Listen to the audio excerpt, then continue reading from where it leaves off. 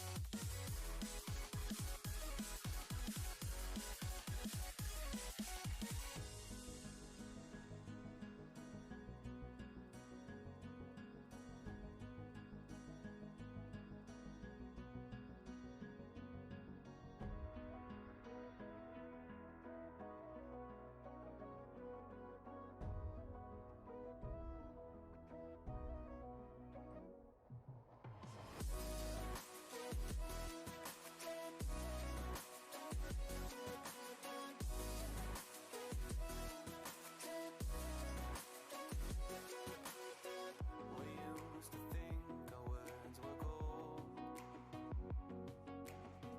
that our blinded hearts could withstand cold. We were catching diamonds in the rain, letting precious water through the drain.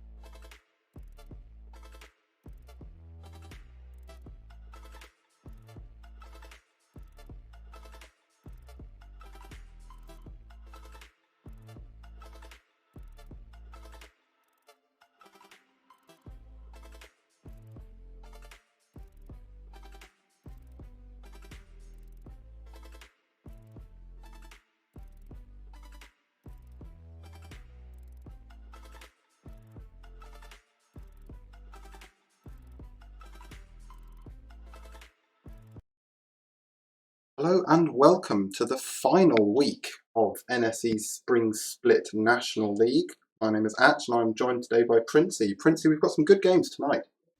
Oh, mate, we really do. This is the final week of league play, and there are a lot of teams still in with a shout of making the top six. I think it's all the way down to well, we were just talking about it earlier, up to 12th. 12th still have a chance of making the top six.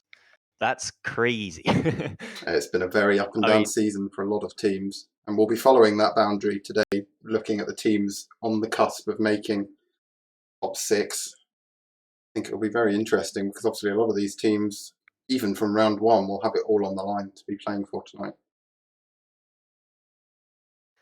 they will, yeah. Lou is throwing some jokes in the chat, but our first game tonight is a Loughborough versus Sussex, and as I just said, Lou is one of the players from Loughborough. He is joined with Matem and Meow. You probably know these guys by now, but Loughborough always throw around their team, don't they? And like last week, Meow switched out with TDB, and they're sticking with that again this time. It seems like it's the thing every season that TDB gets dropped from this Loughborough A team. I do But feel a bit sorry for him. yeah, they have a tough matchup here because we are looking at both Loughborough and Sussex being, if I just bring up the standings right now, they are both 13 and 14 points, 14 being Loughborough, 13 being Sussex. And if you lose this first round, you have a maximum of 5 points you can pick up, which, looking at this, probably isn't enough. Have to be a very favourable set of results elsewhere to get in on 18 or 19 points tonight, you would think. They will definitely need some favorable results going through. So, likelihood is the winner of this one knocks the other one out from making top six. And both these teams were top four last season, actually second and third, if you go down to the final standings. I don't know. Sussex were fourth, yeah, because they didn't have this done for the final game. But it's just crazy to think that one of these teams, after being, in that elite and it like one of the top four elites is now not even going to be in the top six.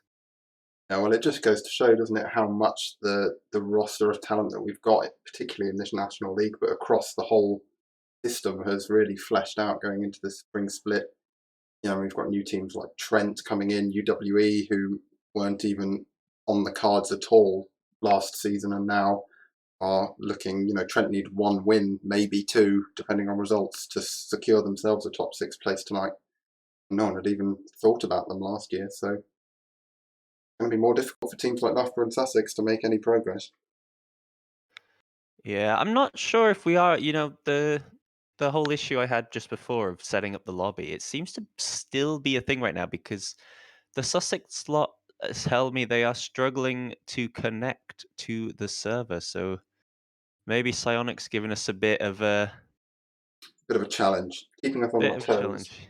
Yeah, which, is never fun. We got all three Loughborough lads in here. Maybe I'd say I could try get them through like an invite, but oh no, I think Something happening. yeah, Fisk. Sorry, Fisk is getting the name and password the other way round. That would cause problems. So maybe that's the problem I they would are having imagine it would. here. But even so, as we were saying, we're looking at these two teams probably knocking each other out, and then the teams below them, because they're sat seventh and eighth respectively right now. You also then have Kiel, Salford, University of Birmingham, and Newcastle below them with 11 points for Kiel and Salford, 10 points for Birmingham, and 9 for Newcastle. Those guys probably all need a 10-point week in order to make it. So You would think. you think. I don't think it's again very possible for Kiel and Salford to make it with 7, but I think after that you're probably not seeing Birmingham get through with a 7-point week. And there are only 2 10-point spots up for grabs. As we do, in fact, finally have Sussex appearing in our lobby. Let's just. Oh, he didn't message me to have a go. I thought he was gonna say, but yeah. In terms of just a quick little bit of information from elsewhere. Well, in the European scene for these two teams, they're both already out of Europe. And as Scenarius has told me, neither of them are very happy about it. With Sussex actually being reverse swept by Groningen to get dropped out as well. So they're both out of Europe. This is pretty much their final, all they've their got. last stand. Yeah, to play for a bit of, I guess, dignity. And Loughborough especially, they're a team that have been to every single land final previously. Yeah, And they are synonymous with they NSE were almost. they were particularly in the two-time Rugby League. winners first time round. They won NSE back-to-back for the first year. They then came second, losing out to Portsmouth last semester in a thrilling best of 7 that went all the way. And now To we're not looking make at it possibly now. seeing them even drop out of the 6 is crazy. I think definitely they've got more on the line in terms of what's in the balance for them. They've obviously all played at this high level before. We are going to get straight into this first match now. I'm looking forward to this one. Minor issues with game capture, which may prove problematic. Hopefully, Atch can get that sorted for you guys at home soon, because this game... Radio commentary for the first half of this match. All right, do I need to... I'll do the play-by-play then. Ball in the corner. TJX can't make the touch in his own half. Fisk plays it back into his own corner. Lou with a nice infield pass center to Meow. Meow hits that one over the bar. Fisk now clears it off the other way. Matt M brings that one straight back down through the middle once more. Distan clears it off to his corner again. A big whiff from TJX over the net, but Fisk is behind him. That ball bouncing then off the wall. Up to the ceiling. TJX gets time to dribble it out through midfield on his own side of the box. This is very difficult to do as a radio shout, so I hope you get this sorted soon. Meow, though, gets that one in off the post after a centre pass from Matt M. We missed no goals. I've fixed it. Got the goal. There we go. Sorted. I can calm down. That goal, though, right with the pressure that we've seen in the first minute. Loughborough take an early 1-0 lead, and deservedly so.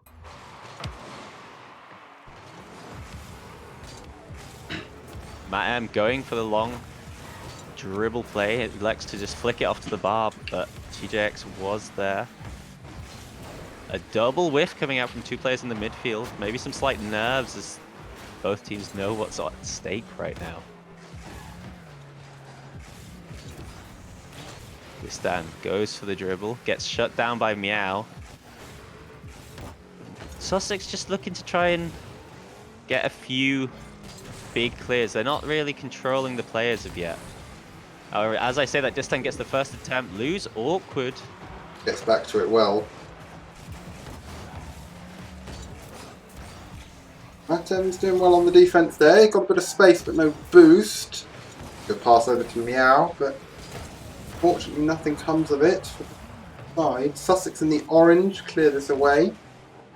We will have an overlay at some point, I hope, but for now I'll just tell you that Sussex are in the orange. That's a good touch from Lou, but Distan was there for it. Man, brings that one through to the corner. Still the pressure comes out from Loughborough, as Sussex just look a little bit flat-footed. This one hit across net. Lou maybe had the opportunity to turn there, but he's not the most aggressive player. I can tell you that from experience of playing with the man. And he keeps it safe. Doesn't try to turn, but this one gets the save there. Now TJX goes for the flick to the post, but not quite. An interesting attempt on the Doomsy dish. That would have been a great goal if he managed to get it. Sussex slowly growing into this one now. Definitely, they're looking much more offensively capable than they did in the first couple of minutes. That was open, but I don't think Distan expected it. M just waiting on the wall. He's faked out by TJ, but Meow covers him very well. Who's made a big whiff there though. Distan's got time and boost. What's he going to do with this? Buffs it well. Good save from Meow. And Lou take this away for Loughborough. He's got it over Fisk. I'm not sure that was the touch Distan really wanted. It just went a bit too high and not towards net enough that he had to burn all his boost And just left him a little bit slow getting the opportunity. And even though they've grown into this game now, they still find themselves 1-0 down. No big opportunities as of yet. Well, it's been a quiet first game so far. Opening goal within a minute, and since then not really even many offensive opportunities. But you know, Sussex take solace from the fact that they know they're only one behind. They can play into 0-second time if they need it. One mistake from Loughborough will change the course of this game. A huge demo and a huge mistouch. This one's just thrown in front of net, but Lou does make the shot. I thought he'd position himself poorly for that, but he does happen to get back round it as Distan and Fisk get themselves all swung up. Lou didn't expect the centre pinch from his teammate, but does make it there in time and hits it with the side of his car to put that round Fisk. Give themselves that little bit of a cushion that maybe they feel like... I don't think they quite deserve it right now. It's probably would have been more along the lines of play to have tied the series, tied the game up at 1-1. Yeah, a mistake cost them, but that is a boomer and Matt can't get under it. Just like that, we're back within a goal. Fisk slams that one home as Lou catches his rotation. It misses his rotation, goes to Distan, but Distan gets a booming backflip on it, yeah. Sorry, I lost my words there. No, it's unlucky from Matt M. He's got to quickly mentally reset after that one because he could have hooked that out. It was possible, but never going to be easy. Now, Sussex within one. They've got the best part of a minute left to try and find it. Distant bump, though, so this will put Lou on the offence. Fisk went as last man, but TJ's going to beat any Sussex player to this one.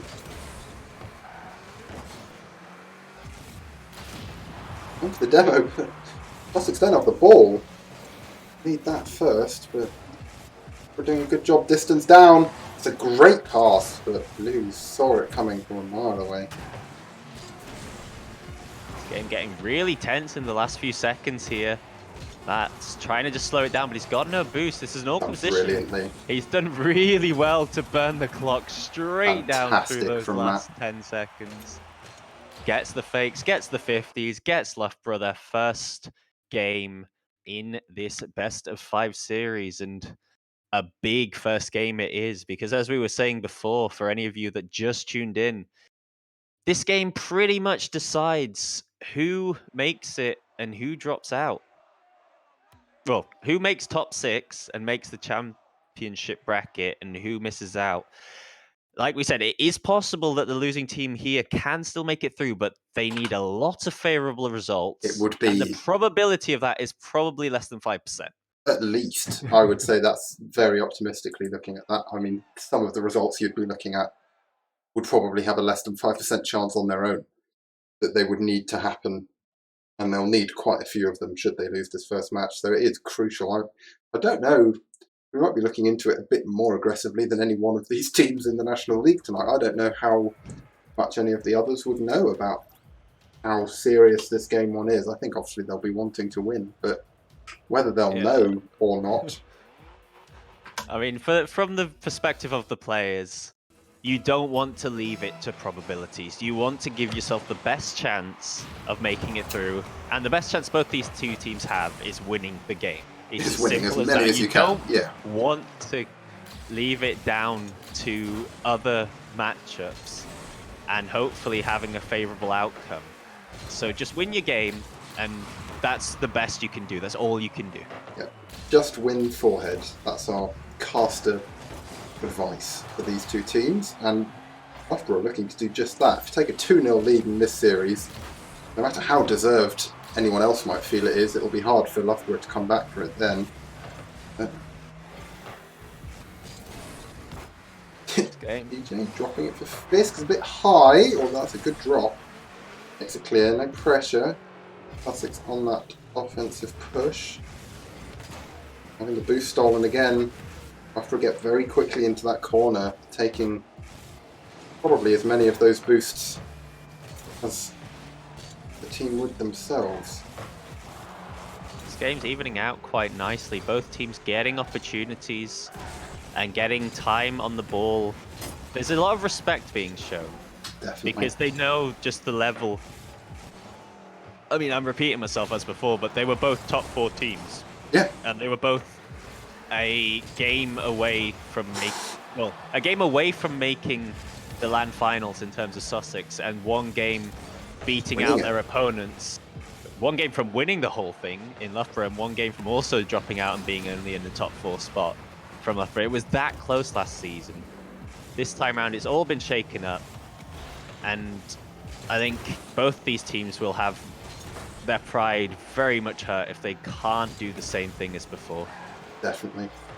But yeah, I mean, I think we could have expected this game to even out, Part of the reason this was picked to go on the stream, of course, was that it looked like it would be close as Fisk puts Sussex in the lead here. But yeah, it looked like it would be close. I would not be at all surprised if this went all the way to game 5. And Sussex getting a good start in this game too puts them well on the road to that. Yeah, the Loughborough team just getting themselves a bit stuck on top of one another. Not the best clear from Matt, just dropped it down to TJX. And sort of their own undoing again there, Loughborough. I think how we're seeing many of these goals go in, it's just the mistakes proving costly when it's not quite working out as planned. But I do think there will be another goal in this game at the very least, knowing who we have on show right now. Yes, I think 1-goal games aren't going to be easy to come by for these teams. Both very strong on the offensive side of the ball, and have both, even in this series, shown slight jitters on the defensive side of the ball, like that one from Matt M that TJ couldn't quite get around it. Knock it in top right.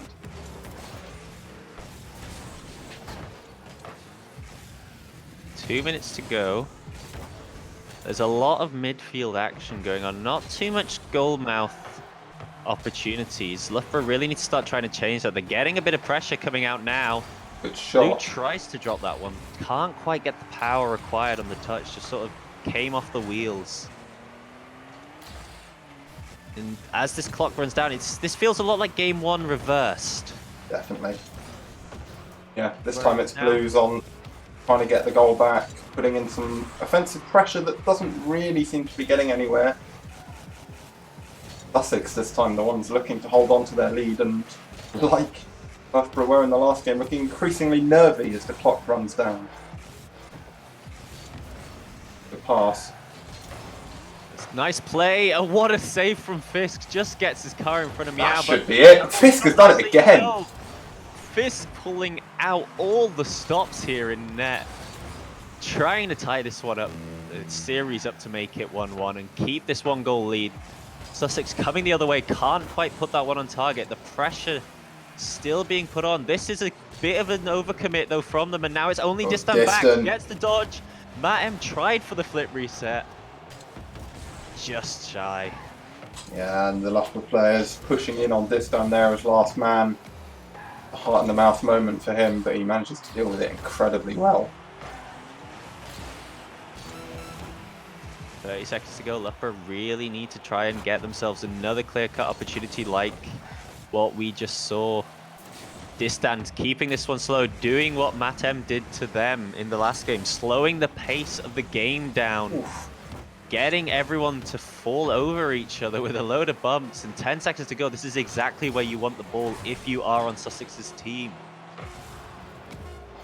But Lou's got a chance here, puts it perhaps a bit far from Matt M, but that's going to come back to Lou. He's put it in the top of the Oh! I thought he'd scored, but it's just dropped off the crossbar. That is so unfortunate. That was a really nice play right at the end from Loughborough. Just didn't come out. Oh, Lou is going to be hating that one. That's just Psionics doing him dirty. Unfortunate for Loughborough there, but Sussex with that 1 goal, tie up the series 1-1 now. This game very much looking like we're going to go the full 5.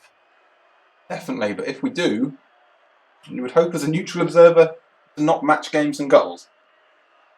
We're 1-1 in the series, both in shots converted and games. So it would be nice to see a bit more offence from both teams. First game was 2-1, and you're asking for more offense, but if you look at Loughborough's stats, That's true. They they've put on a got lot of shots. 13 shots. Good goals. 13 shots and 8 saves from Sussex.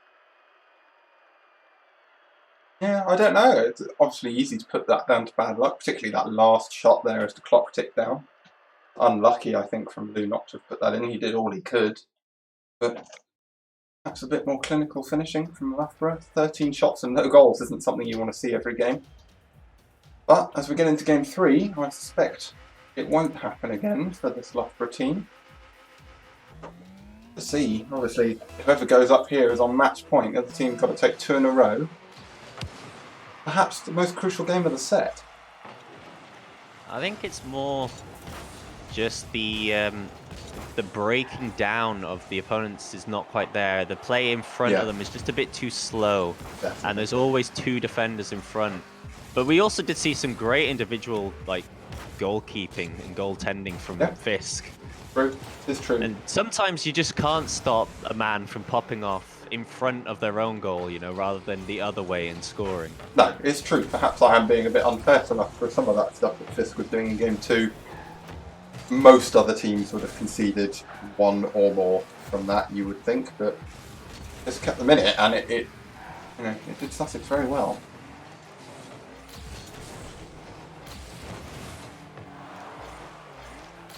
Close play there from Sussex, not quite working that one out, but I mean, we've got at least 2 more games of the series to go, and I think these players know that they're in for a long haul this evening, because no matter what happens, they've got to try as best they can to pick up wins.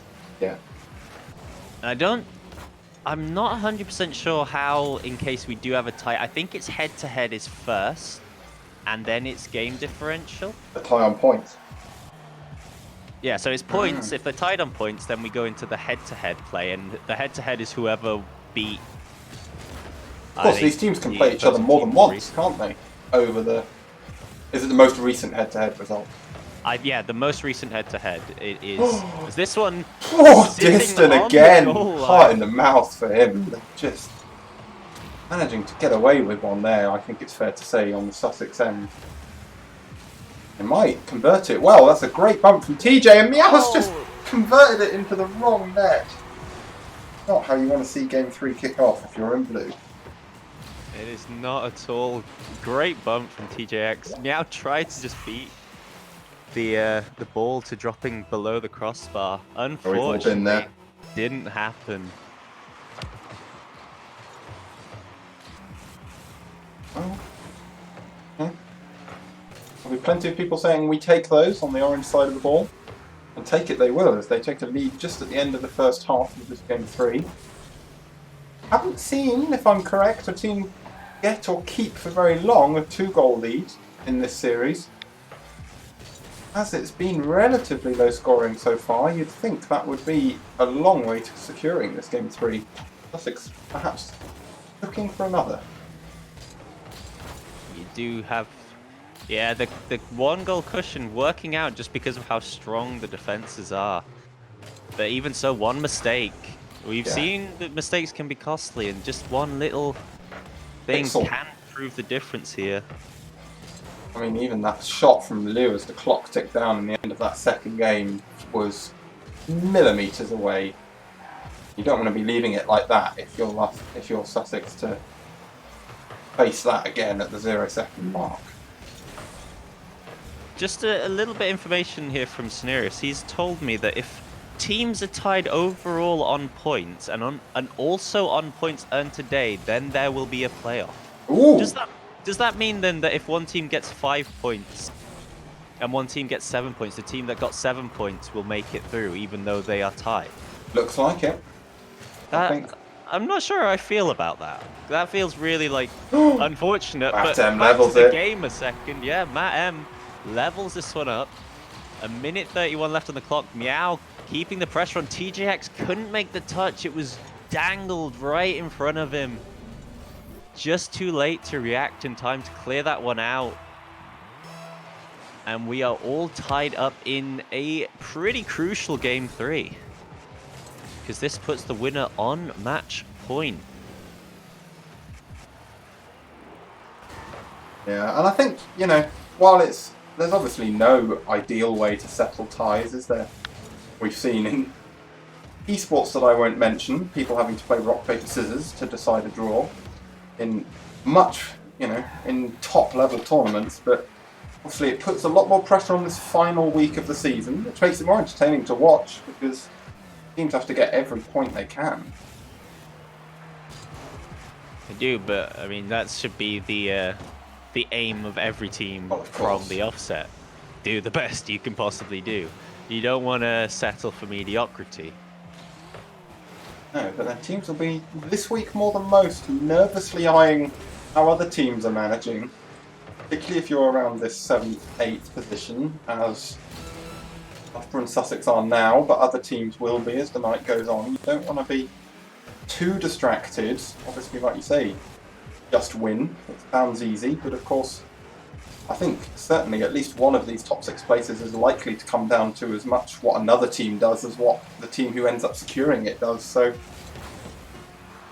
more interweaved than usual this week.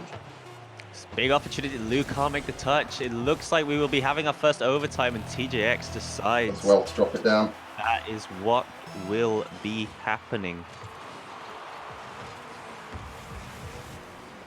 Now, with this first overtime, even more tense than it probably already could have been.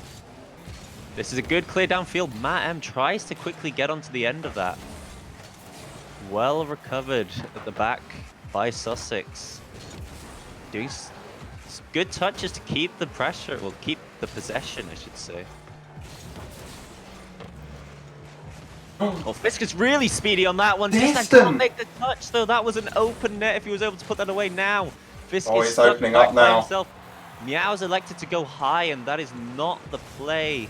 High and slow gives the defense so much time to get back. Matten's just cleared it for Sussex there. It looked like it was going to really open up there for a minute, but both teams seem to have settled back into their defensive rotations. Good pass up to Diston, but he'll do well to get anything out of that, especially with no boost.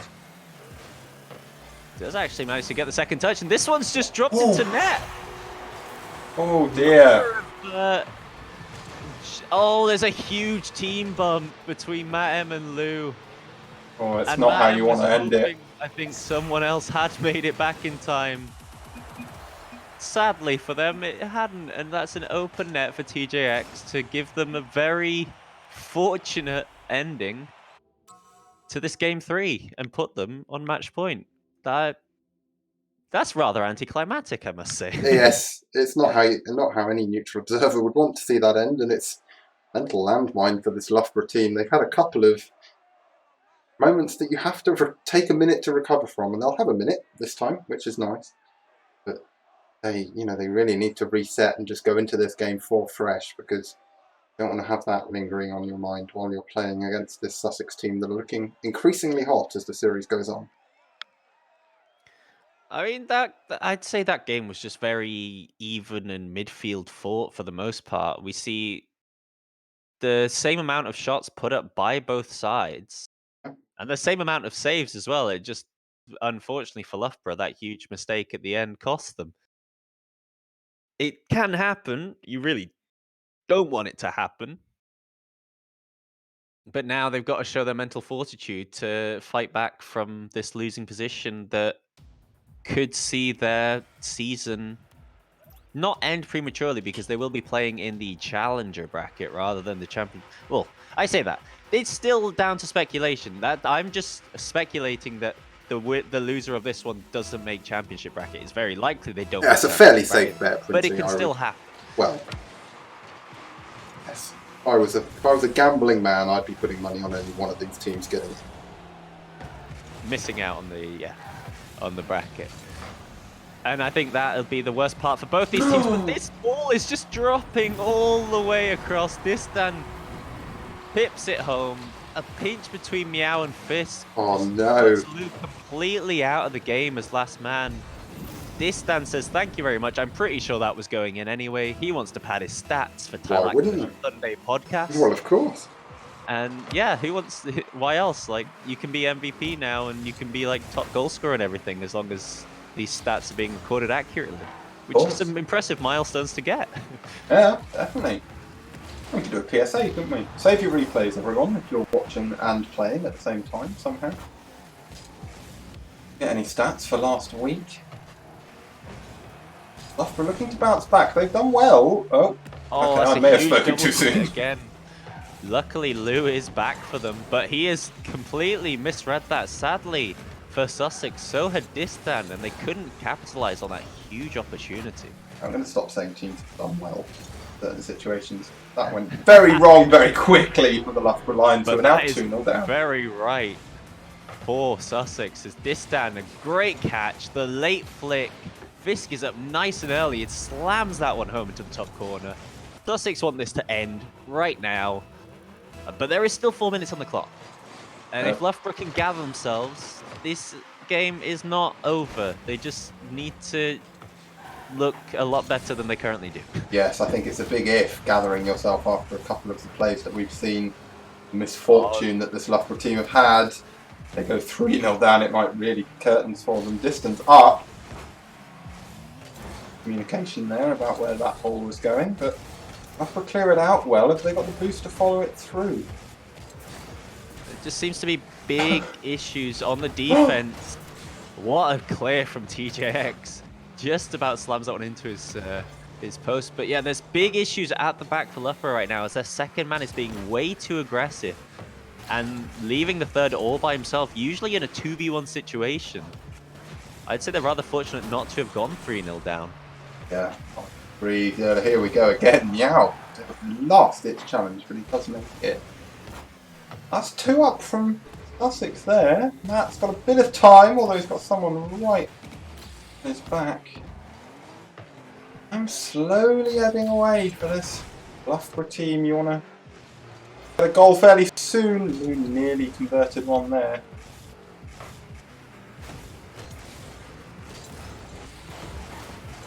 Uh, 2.5 minutes. We're just getting about to the halfway stage of the game. Loughborough seem to have calmed the Sussex storm ever so slightly.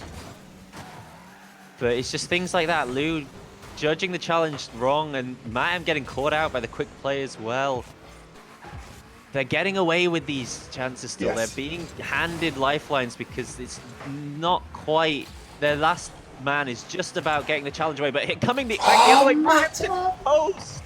That one really had to go into the back of the net. These are the, the fractions that make the difference in whole series, and so far I can't think of a single one that's gone Loughborough's way, and Fisk takes another one in 3-0 with 2 minutes on the clock. A nice air dribble. Takes a moment to set himself here, but once he gets under this ball, Meow is not reaching that. And Lou had put his faith in him, so elected not to double commit and just thought Meow could reach that. Instead, they find themselves now 3-0 down, and this could well spell the end of this series for Loughborough and the end of their chances at being a top 6 team and being the only team to make every NSE finals far. It would really be the end of an era, but I mean, they've got 30 odd seconds of goal. Something's going to have to change big time, especially if this one ends up in TJX off the post and Matam couldn't get to it. That will do it, you would think. Sussex setting themselves up very strongly for a push towards the top 6. Another double commit, just being the death of Loughborough.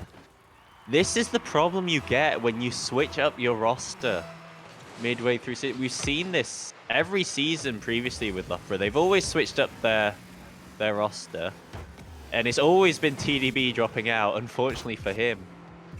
But the problem with that is you get less time to gel as a team. And Loughborough have always had a slip-up week, but this time it's just proven a bit too costly with the strength of teams coming through as well.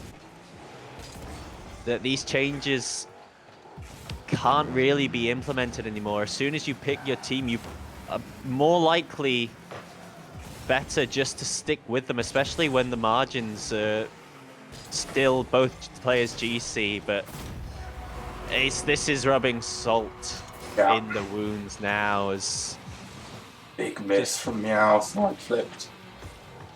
Yeah, Fisk just wants to, make their stats look even better, as they are fully running away with this. That is Fisk's hat trick as well, so some numbers for his stats.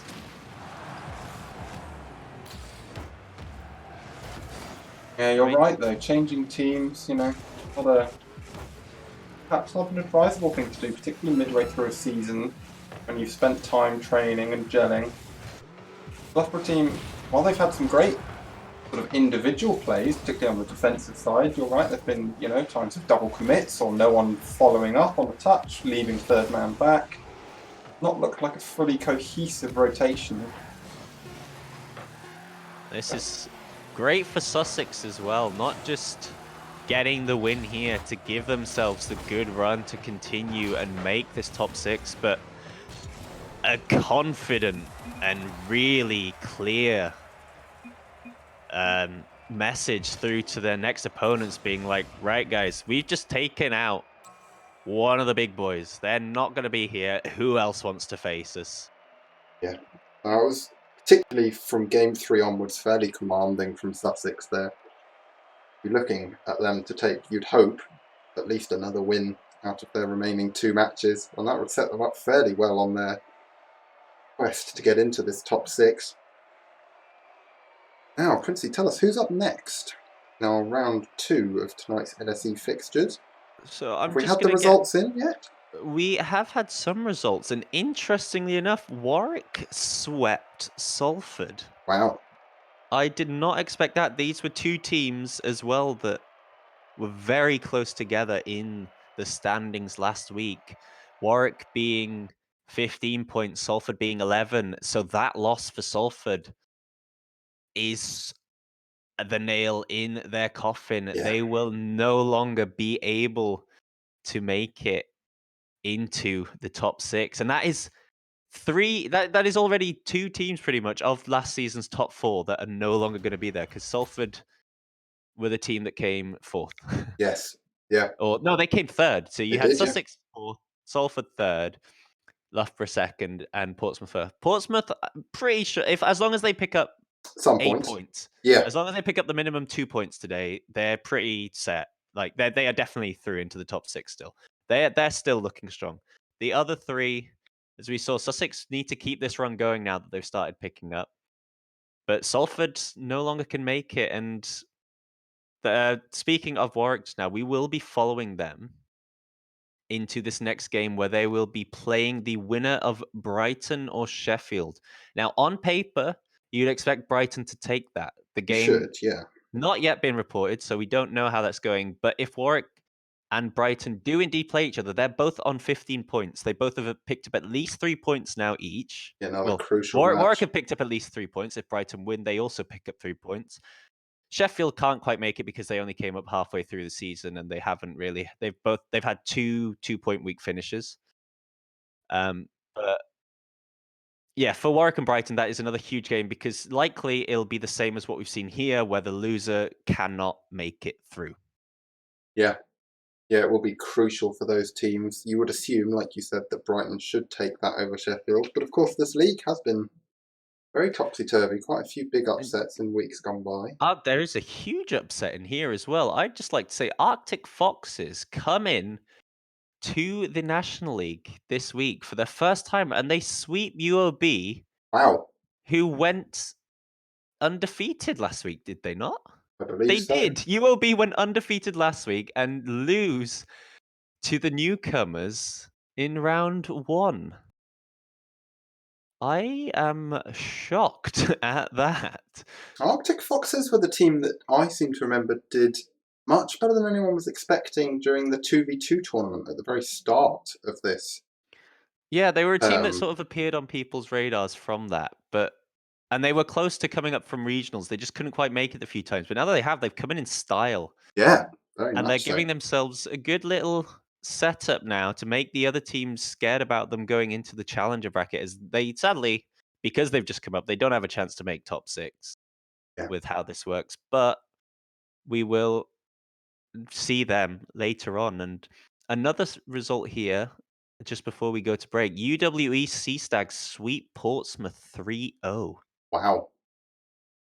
That is, I mean, that's something we saw right at the start for first and second, but it's still a crazy result. I mean, as I said, Portsmouth pretty much should just need 1 point together, and that win pretty much secures UWE in making top 6 as well. If not, they only need another win after that to go through. So it's some interesting, Combinations going on. yeah, some very interesting results coming through. But I think, yeah, that will be it for us right now. Oh, Lancashire swept Royal League, expected. You would That think. is, yeah, that is the last results through so far. So I believe I don't know if you want to head to a break, get the second round set up, and decide who we're going to cast for our third round. But yes, just to reiterate what I was saying before, second round will be Warwick versus either Brighton or Sheffield. Yes, stay tuned to the bracket page for updates on that. We will go to a very quick break, and as soon as we know what match we'll be casting, we will be right back. Don't go anywhere.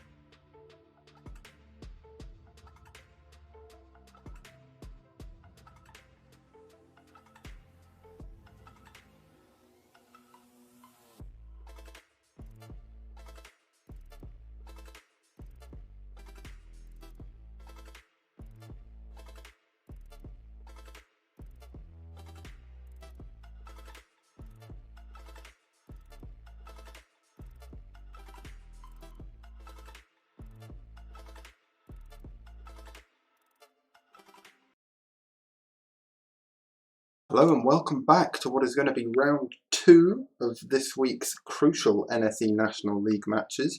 We'll be looking in our second round at Brighton Babes versus Warwick A. These teams, again, like our first round match, are looking very crucially to win this match in order to secure their top 6 place.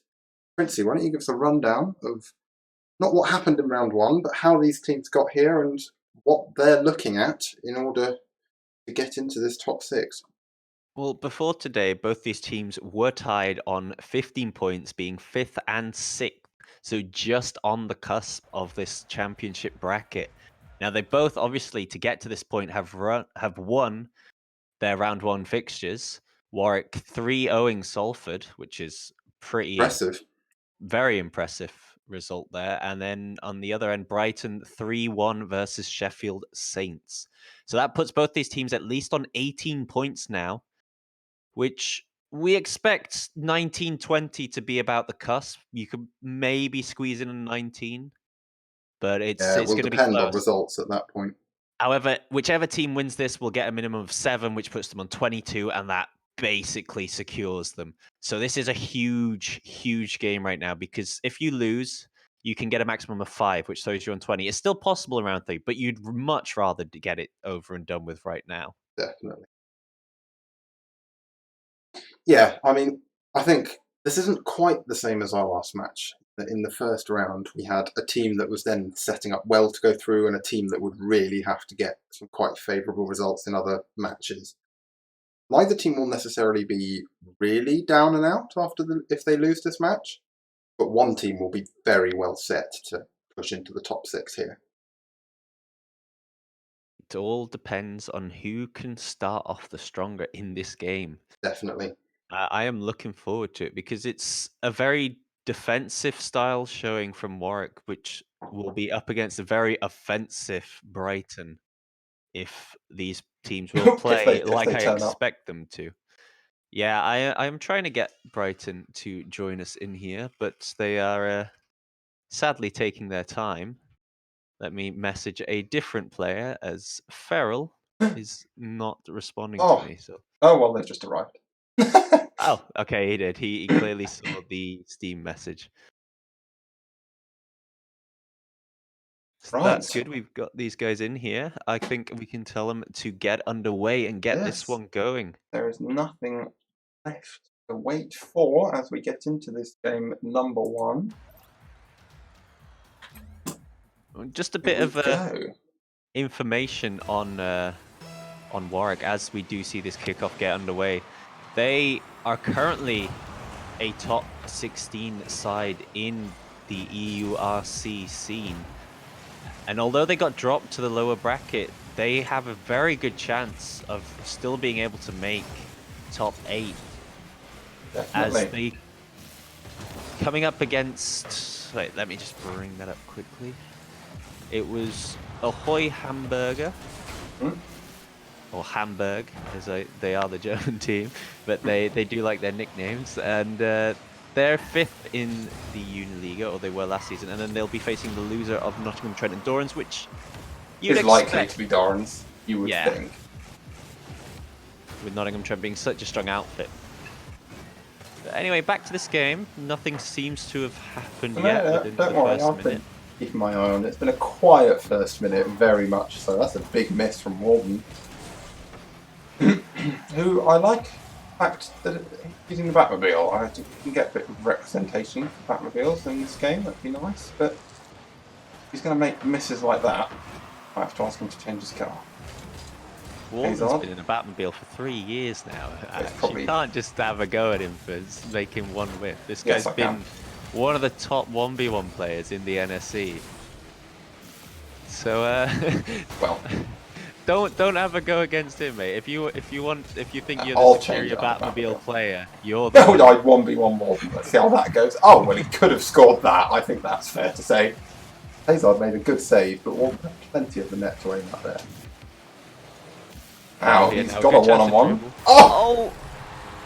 Now maybe am I Walden allowed? does need to get out the Batmobile. Now am I allowed?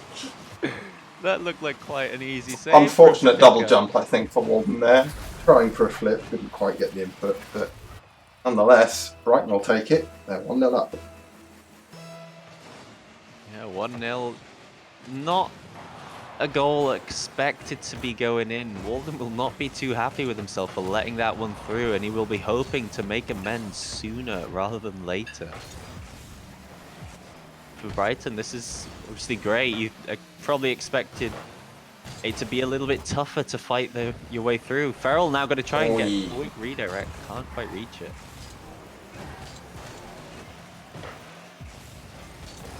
That one pinches out between two. Well, it's awkward for Ferrell, but very well to get that demo.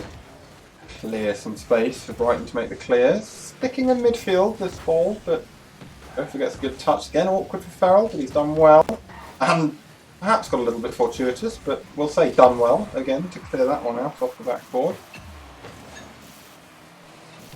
Good pressure starting to come out from Warwick. They've looked a little bit stuck at the back, but slight overcommit goal just about clears that one off the line. I didn't think... It just looked like he had no boost and was just going to leave it. Unfortunately, he didn't. And no further mistake leads to an error and a goal in front of the net. But this ball now, very much ricocheting back and forth in their half. Yeah, Brighton have had the vast bulk of the offensive Walden, pressure. Another miss off the wall. He clearly, the nerves are getting to him. Can't quite make the read. Ferrell just beats Gopher. Gopher, I don't think expected to have to go for it. I just don't think he thought he had to go for it. He probably expected Walden, who's normally so reassured at the back, just to clear that one away. And unfortunately for Warwick, it's two mistakes from your most experienced player. Yeah, certainly, you know, uncharacteristic from Walden, but nothing that they couldn't fix. It's not been a worrying display in any way. I mean, this game's still 90 seconds left, of course. There's plenty of time for anything to happen, but that thing could have been Ferrell scoring an amazing double tap. Yeah, there's still time left. 2 goals in a minute is definitely not unheard of. But they've not exactly put up too much pressure, and it looks a lot scarier whenever Brighton are going forwards. That's a big miss from Nathan. Ferrell does well, and it's a great demo on Gopher. Slows the play right down. It's a couple of times now. Brighton have got a crucial demo to help them move the ball out of defence or prevent Warwick from returning the favour. It served them very well in maintaining this lead. Good work from Gopher. Walden's got a free shot, and he's nailed that one. Again, goalkeeper maybe could have done better. What do you think? I don't know, he got a lot of power on this. Hazard has to be pre-jumping it before the shot's even taken. That's just too powerful to save. And yeah, just like that, Walden now starting to make up for those earlier errors, starting to be the player we were expecting from the get-go. Only 1 goal required, but right now this one, never mind, it is back to 2 goals. Ferrell put this one in behind Walden as the Wasn't double Walden whip. this time. Yeah. I think that was Alice being caught out, expecting the hit from the offensive Brighton player. At this level you do, don't you? You come to expect these reads. And you can lead, you can see amazingly sort of, it looks like a much lower rank when one player misses it and everyone's expecting a hit.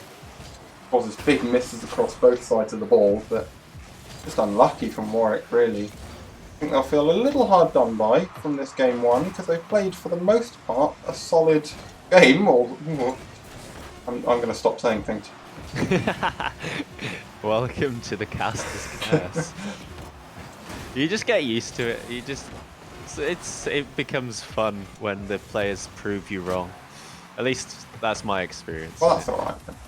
But yes, game 1 goes to Brighton.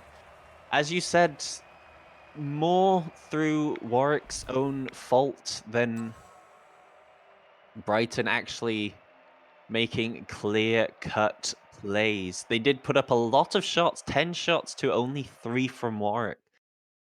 But for the most part, those shots were savable. Yes. Just, you had those couple errors that led to the open nets. Yeah. I mean, I think it's, Brighton certainly played well. It would be wrong of us to take that away from them, but it was, it wasn't their work, a lot of what got them that lead and the win. It was good reactions to slight misplays or poor touches on the defensive side for Warwick. I think if Warwick can clean that up, we'll have a much more competitive and probably, I would say, a much closer and quieter defensive game too. I don't know, I think Brighton could still clean up their offensive act. They were looking for some quick infield passes. They just weren't quite connecting. Yeah. And I think if they get a bit more comfortable, we will surely see them clean that act up and get even more opportunities.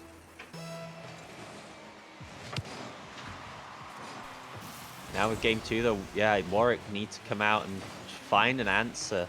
Find some offensive pressure, because only 3 shots is not good enough. They're looking to get the first proper set of offense going, but been mostly unpressured balls. That's a good shot from Gopher. Wardley with a fantastic save.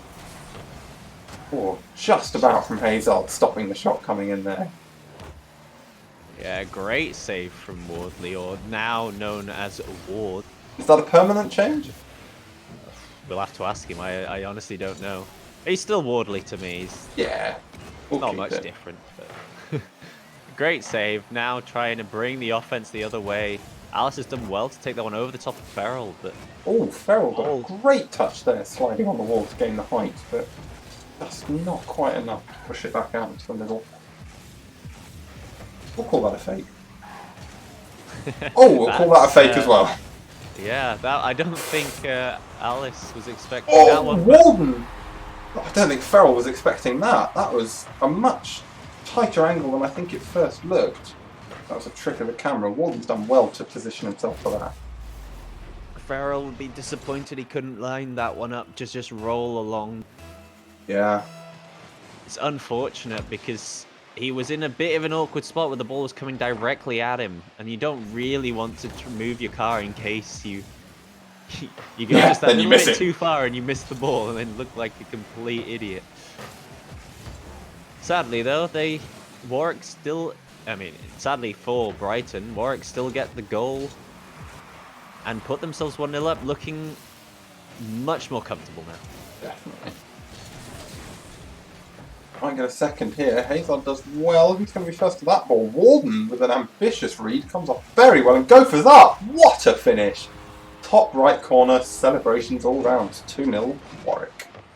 It's a very interesting aerial from Walden. Elects to Amazing jump before making the read, but Gopher with a great read off Walden's pass and a perfect finish into that top net. Brighton now looking like they've run out of answers. Brighton have run out of questions. I don't think they've really had a shot on target, have they, so far this game? They have not. But this will be their first. Oh, there you go. There's one. Alice gave them the opportunity to change that and obviously prove you wrong. Oh, yes, of course. That's what they do. Here you go. I'll do a service to Brighton fans. Brighton haven't scored yet this game. So hopefully now they've they will. got to have the ball and have possession in Warwick's half to What do you think? really help you. My powers are unlimited.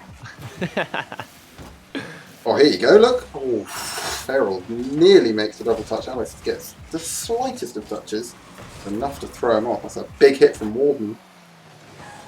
Just saying, you do realise you can't hold on to that until they do score, even if it's like not until the next game. You can't be like, look, I made them score. That's what you Big clear, but no one there. Well, including Gopher. So that's a nice bit of pressure soaked up Brighton. Gopher's there now. It was unlikely to get anything that would really trouble Ferrell from that angle. Probably dangerous if there's another Warwick player there, but there isn't. Warwick, of course, with time on their side, probably happy to sit and soak up a bit of pressure, especially when Brighton clear balls across their box like that. Yeah, a minute 50 to go. With Warwick now being much more assured at the back, getting rid of those first game jitters, because I think it maybe seems like they just know how vital this game is for their chances at being a top 6 team. Yeah. But maybe that was affecting Walden at the start, and now that he's got himself back into the game, got a couple goals in this series. They're all of a sudden looking a lot stronger. Brighton are struggling to break them down. Oh, this could Farrell be is it. trying for the fake. What a touch! From Alice. Stops that one dropping down in front of net. Keeps it out of harm's reach. Keeps the clock Farrell. ticking down. A minute to go, and Brighton just aren't quite getting the passes. Well, that might be it. Right speed. Farrell's up! They proved me wrong. Farrell pulls this one back within one. A nice touch up from Hazard. No one on the backboard. Alice seriously misjudges the read on that from net. Farrell, at that point, has the whole net basically to aim at. As long as you don't hit it where the defenders are moving to, it's a sure goal.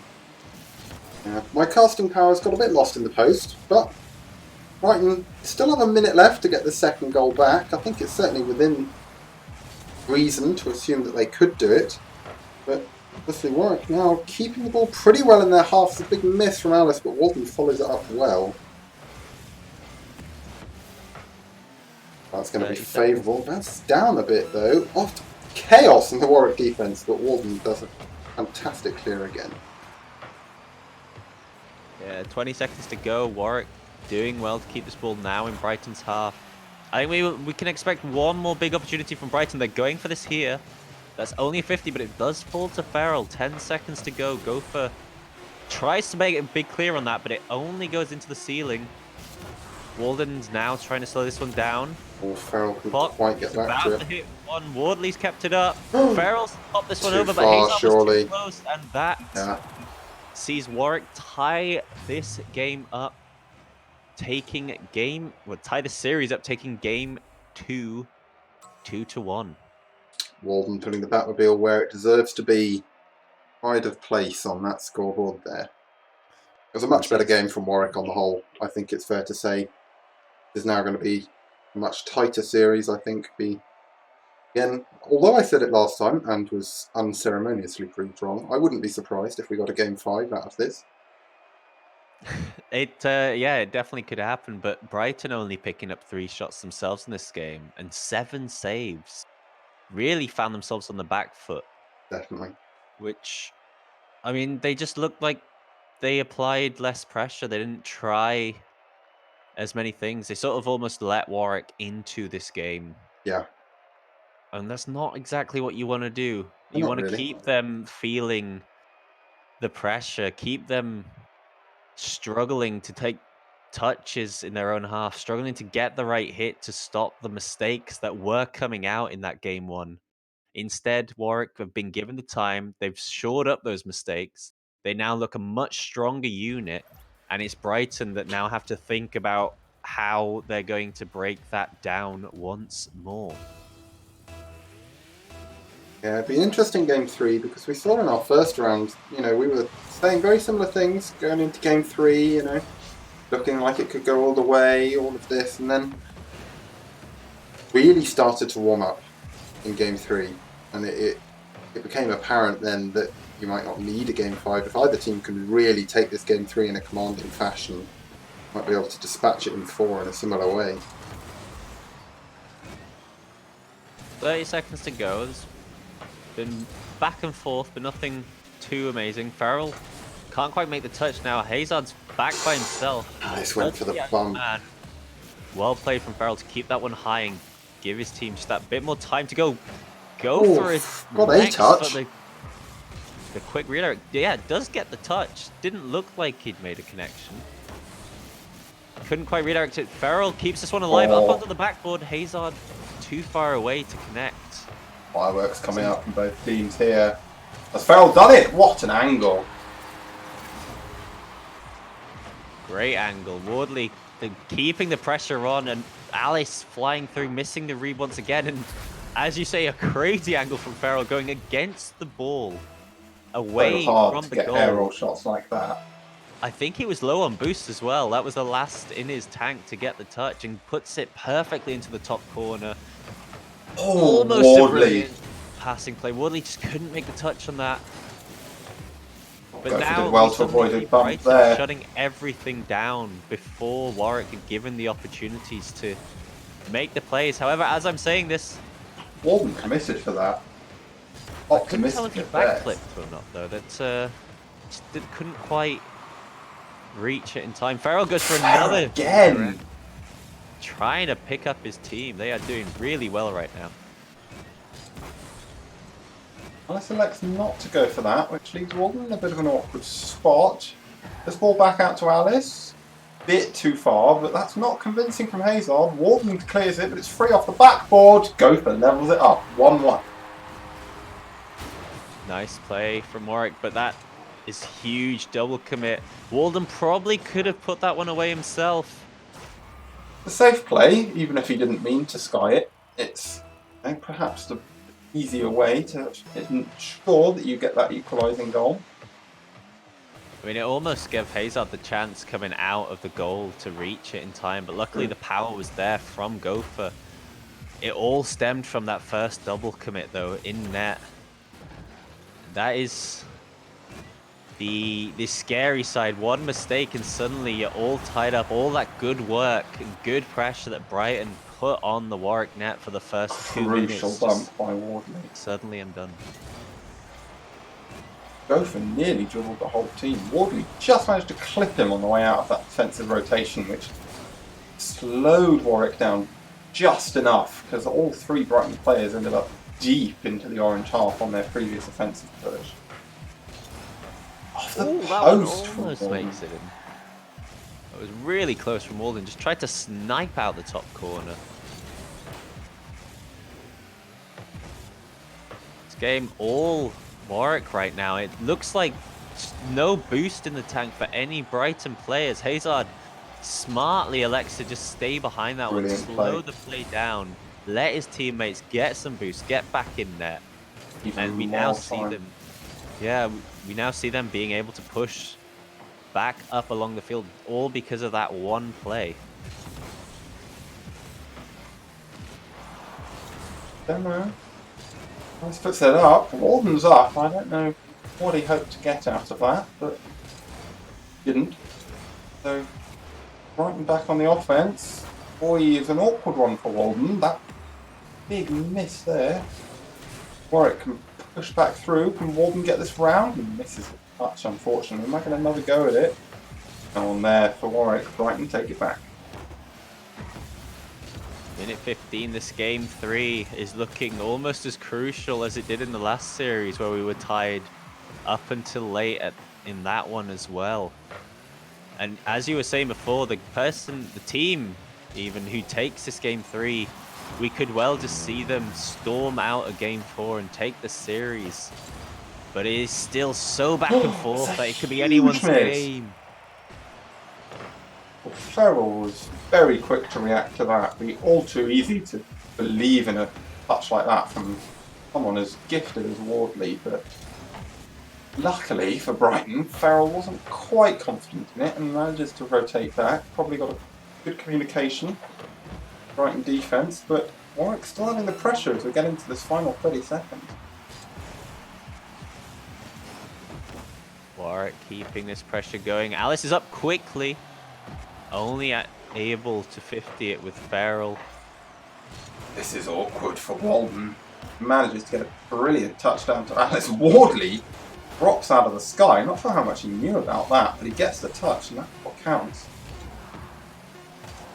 Ball might just rather unceremoniously come towards the ground. So we're going to overtime again in game 3. One goal could really swing the series here. Well, the one goal now puts you 2-1 up, so there is a series swing indeed. There is no doubt about that, and that one goal gives you the slight cushion of having the game that you can technically throw. You will not want to, because it gives you the other team. It gives you the time to breathe, but it gives the other team momentum if you do happen to throw it. Of course, but even just knowing that you have that game in reserve, as it were, the ability to play another match, makes you just that bit more confident. You're not playing cautiously on your last life. You're able to try things and see what sticks. ball somehow allowed to be taken almost all the way to net by Alice. Brighton looking to try and counterplay quickly on that backflip from Hazard, but the bounce is favourable for Wardley. He gets the second touch, but this one just ends up drop mid. That is a huge double commit. Great touch from Farrell, I thought he'd miss. Walden might have something here. Farrell again doing very well on this backboard defense, reading things well in advance and getting up quick. Very tense game 3 right now. These players not really giving each other an inch. Alice sat back on the line, well placed to save that shot. Oh, now coming the other way, had the opportunity to take that one away from Farrell. Just got bumped, I think, by him right at the end. That's good speed by Gopher. Great touch. No one in the middle though, and suddenly the counter-attack. Oh, Walden gets back brilliantly well there. And he might have a chance at this. Wardley again. Oh, it's a fantastic double off the sidewall. Pushes that into the corner. Plenty of time for Brighton to regroup. Chances starting to come now for both teams as they begin to push to try and see an end to this overtime as we now enter 2 minutes. But if you start to push, that is the danger. You leave space behind for the counterattacks. Warwick almost looked like they came undone. Got away with one. It's a dangerous challenge from Wardley. So far, still just lots of 50-50s in the midfield. Not really giving each other that inch to have any time to create the difference. Get a horrible feeling this could be an awkward pinch or tiny Big demo misplay. like this? No, that ball just falls off to the corner by Hazard. Keeps the pressure on though. And again, Farrell traps it in the corner. That might be the missed touch. Hazard's shot weak enough that Walden can get back to it comfortably. 3 minutes of overtime now. Game becoming more the long haul. We could see another game of Rocket League just played in this overtime at this current rate, but Farrell wants to change that. Oh, and he nearly clipped Gopher. Wardley goes the other way, gets the fake. Just hits the post off Walden. Somehow that ball doesn't end up in the back of the net.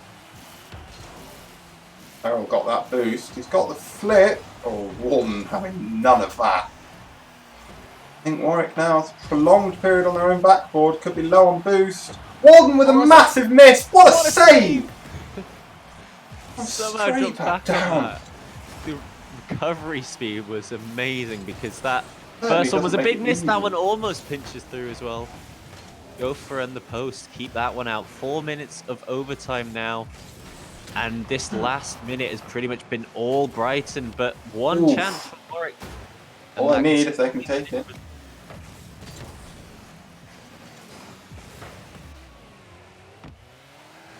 A good touch. Hazard's up first, but ooh. Expected the Warwick player beat him out there. Walden got time in the corner but no boost. Pushes it out to the middle well, but there's no one there. I think this Warwick team just looking to try and edge themselves back into the game rather than catch this on a counter-attack. They don't look fully happy committing to offence just yet. Brighton are back on them again. Clear's just not quite looking solid enough. That was a big opportunity for Farrell. This one put on net. Causes a double commit, but Walden about gets in the way to clear that one out. And we are about to reach the 5-minute mark. There we go. Another game of Rocket League has been played.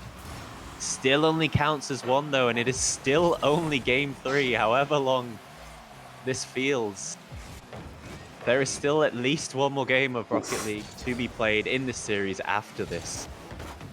Definition of a risky back pass there from the Brighton midfield, but managed to work out for them, even though probably a bit of blue language and comms, as that one nearly sailed over Wardley's head. Dropping awkwardly, Wardley again clears it. Hazard's already up, but again, from that kind of angle, from that far out, it would have to be an absolutely world-class shot to challenge this defence. Brighton still looking for the passing plays to break through, but they're just not coming through fast enough. And the 1-2s, the second there's pass one. is just off, but Oof.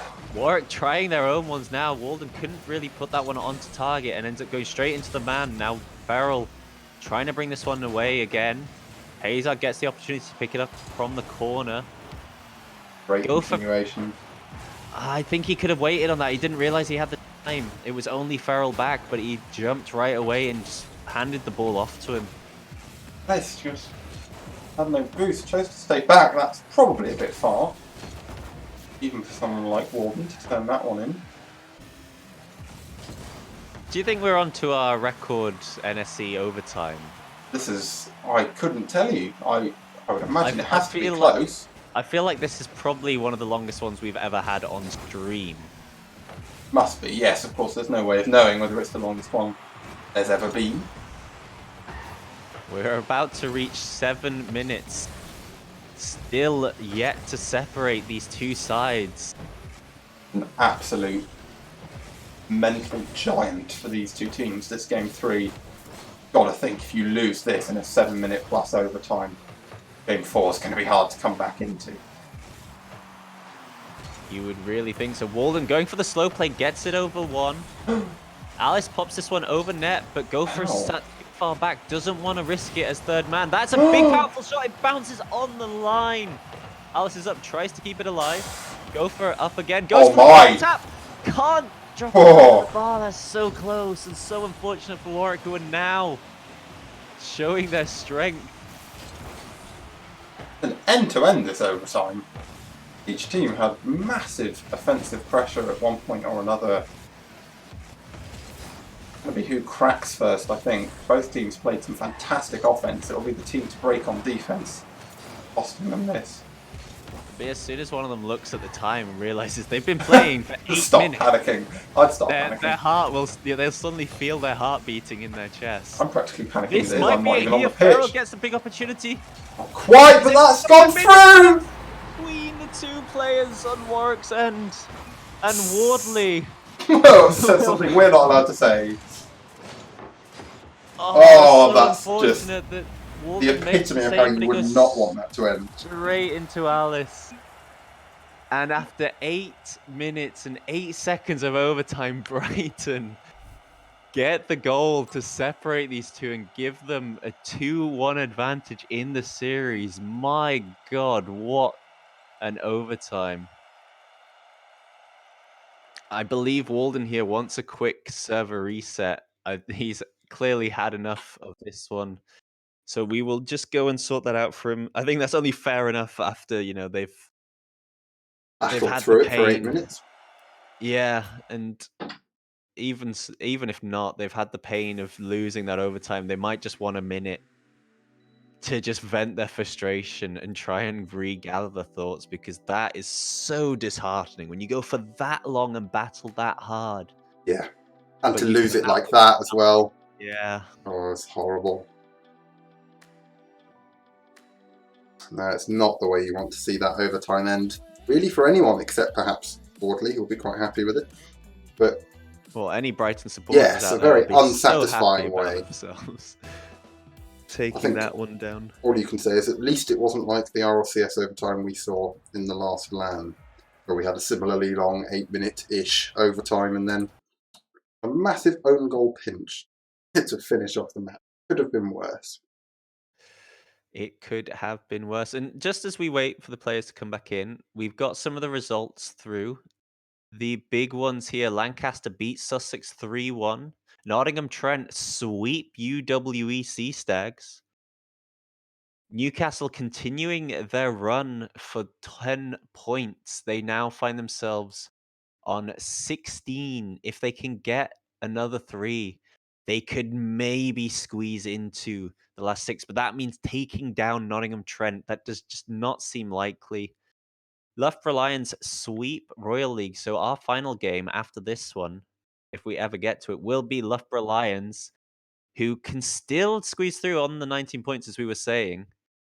They still have a chance to, and they will be going up against UWE, who, you know, it might be... Can UWE drop out? on 0 points? No, they won their game 1. So Okay. they are up to 20 points themselves, which should be good enough to see them through, but there was possibilities before that there were teams that could maybe hit 21 points and miss out. So we'll have to see how it all balances up at the end. I'm okay at maths, but if we had Drumsels around, he is the statistician, the math man. He could probably run some numbers quick. But Oof. back to We this can game, work it out Brighton, during the promotion time. Brighton want to see it off. However, they overcommit, and Alice will pick up an early lead. A great touch from Walden, takes out the Amazing. last man. Alice races off to that one, gets given all the time just to pop it home. And that's probably what Warwick needed right there. Definitely. Early start, quick one, good play as well. Nothing that Brighton necessarily did wrong, except perhaps a slight overextension. That was good offensive play from Warwick. Exactly what you need is a mental reset after that absolute landmine of the final goal. There's still plenty of time though for Brighton, and they will definitely still have their hopes way up after that overtime winner. I could just imagine the comms after being so tense and so on edge. The release of energy. They must have been shouting. You would think. I would have been. You would we think were so. practically shouting, so I wouldn't be surprised. Oh, Hazard can quite get around to that quickly enough, but Ferrell can. 1-1. Great counter-attack play here. 29. Ferrell lays the ball off to Hazard. Can't make the touch onto target, but getting the ball so quickly off the corner falls right back into the path of Ferrell, and the ball just kept picking up speed there. As you said, 129 kilometers an hour. Ferrell slammed that one home. No goalkeeper saving that. That's just past you in the blink of an eye. Brighton tie it up, and now look to see it off. Just wide from Ferrell. He has definitely been their clinical striker in this series. Oh, Alice tried to play it under. Oh, and a panic there for Wardley, and that's bounced out awkwardly. 2 up! What a pinch! Wow, that would have been a way to take the lead. Oh no! They've broken Rule 1. We had a possible headlock that could have been respected, but I couldn't tell if that was Walden coming through and accidentally breaking it up, or the players both backing out of it. Nothing said in chat to dictate that one of them was frustrated with that outcome, so it must have been mutual. You would think. I mean, with how much on the line, yes. You'd have, like, it's... Open net! Where did the defence go for Brighton? Hazard got back in time, but I'm amazed that was even an option. Oh, that's awkward. Don't like that. Oh, Hazard now. Got time. Hasn't got much boost. He's that closer to the wall than he'd probably like, but he gets a brilliant second touch and nearly clips Gopher. Warden might get this again. That's a brilliant touch. Gonna trouble this Brighton defence. Got half the game gone. We are tied up. Could we see another really long overtime? It's possible. We could be here until 10 o'clock just on this match.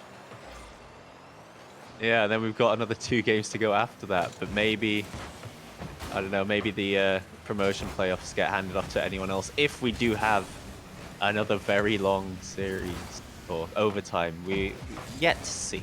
We will leave that to decide later on, because for now, Brighton coming forwards with this one. Wardley trying to bash his way through the middle.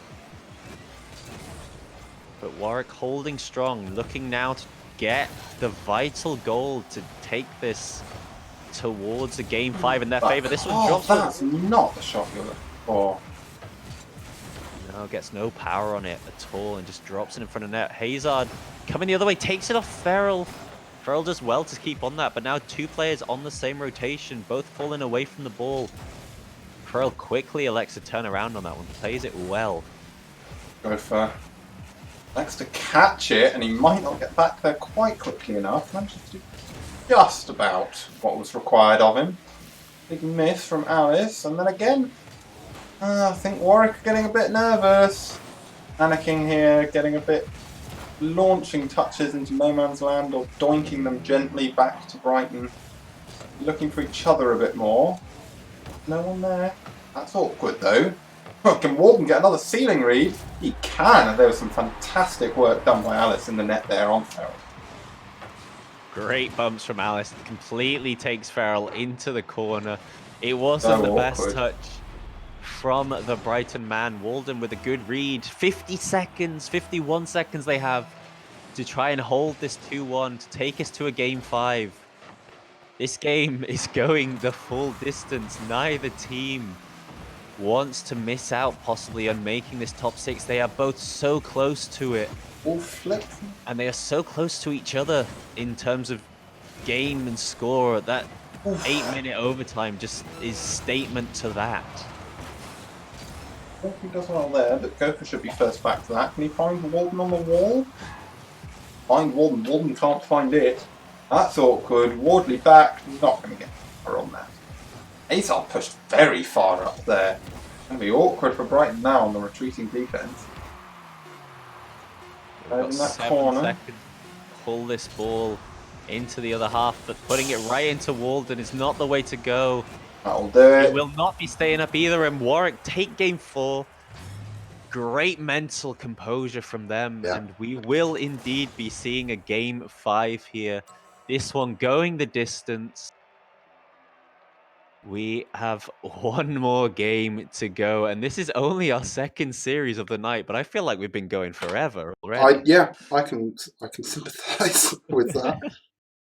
But it's been very entertaining, and I think it would be almost unfair to these teams to have it anything less than a game 5. I don't think either team can really claim to have deserved an easier victory than this. Of course, someone has to win, but as we've seen with the length of the overtime we just had, and I don't know if it's necessary that either team is really any better. It might just come down to who shows up in this game 5.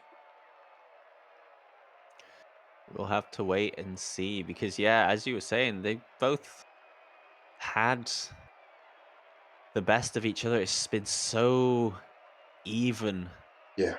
But there's been, I think, the overtime was just the perfect example of the swathes of pressure going from one side for a good minute and then switching to the other side for the next minute and going back and forth like that. I think overall, Brighton have looked more solid going forwards, but they've still struggled to break down the Warwick defence, which everyone knows is a force easy to be reckoned with. Yeah. They did have a few cracks in the game 1. Since then, they've worked those out, and this is why we have now made it to game 5. That is a brilliant Gopher! Walden Wow. picks that one up. I don't know quite. Ferrell just didn't expect this man to be flying around. Yeah, I don't think wearing anyone it. could have expected that.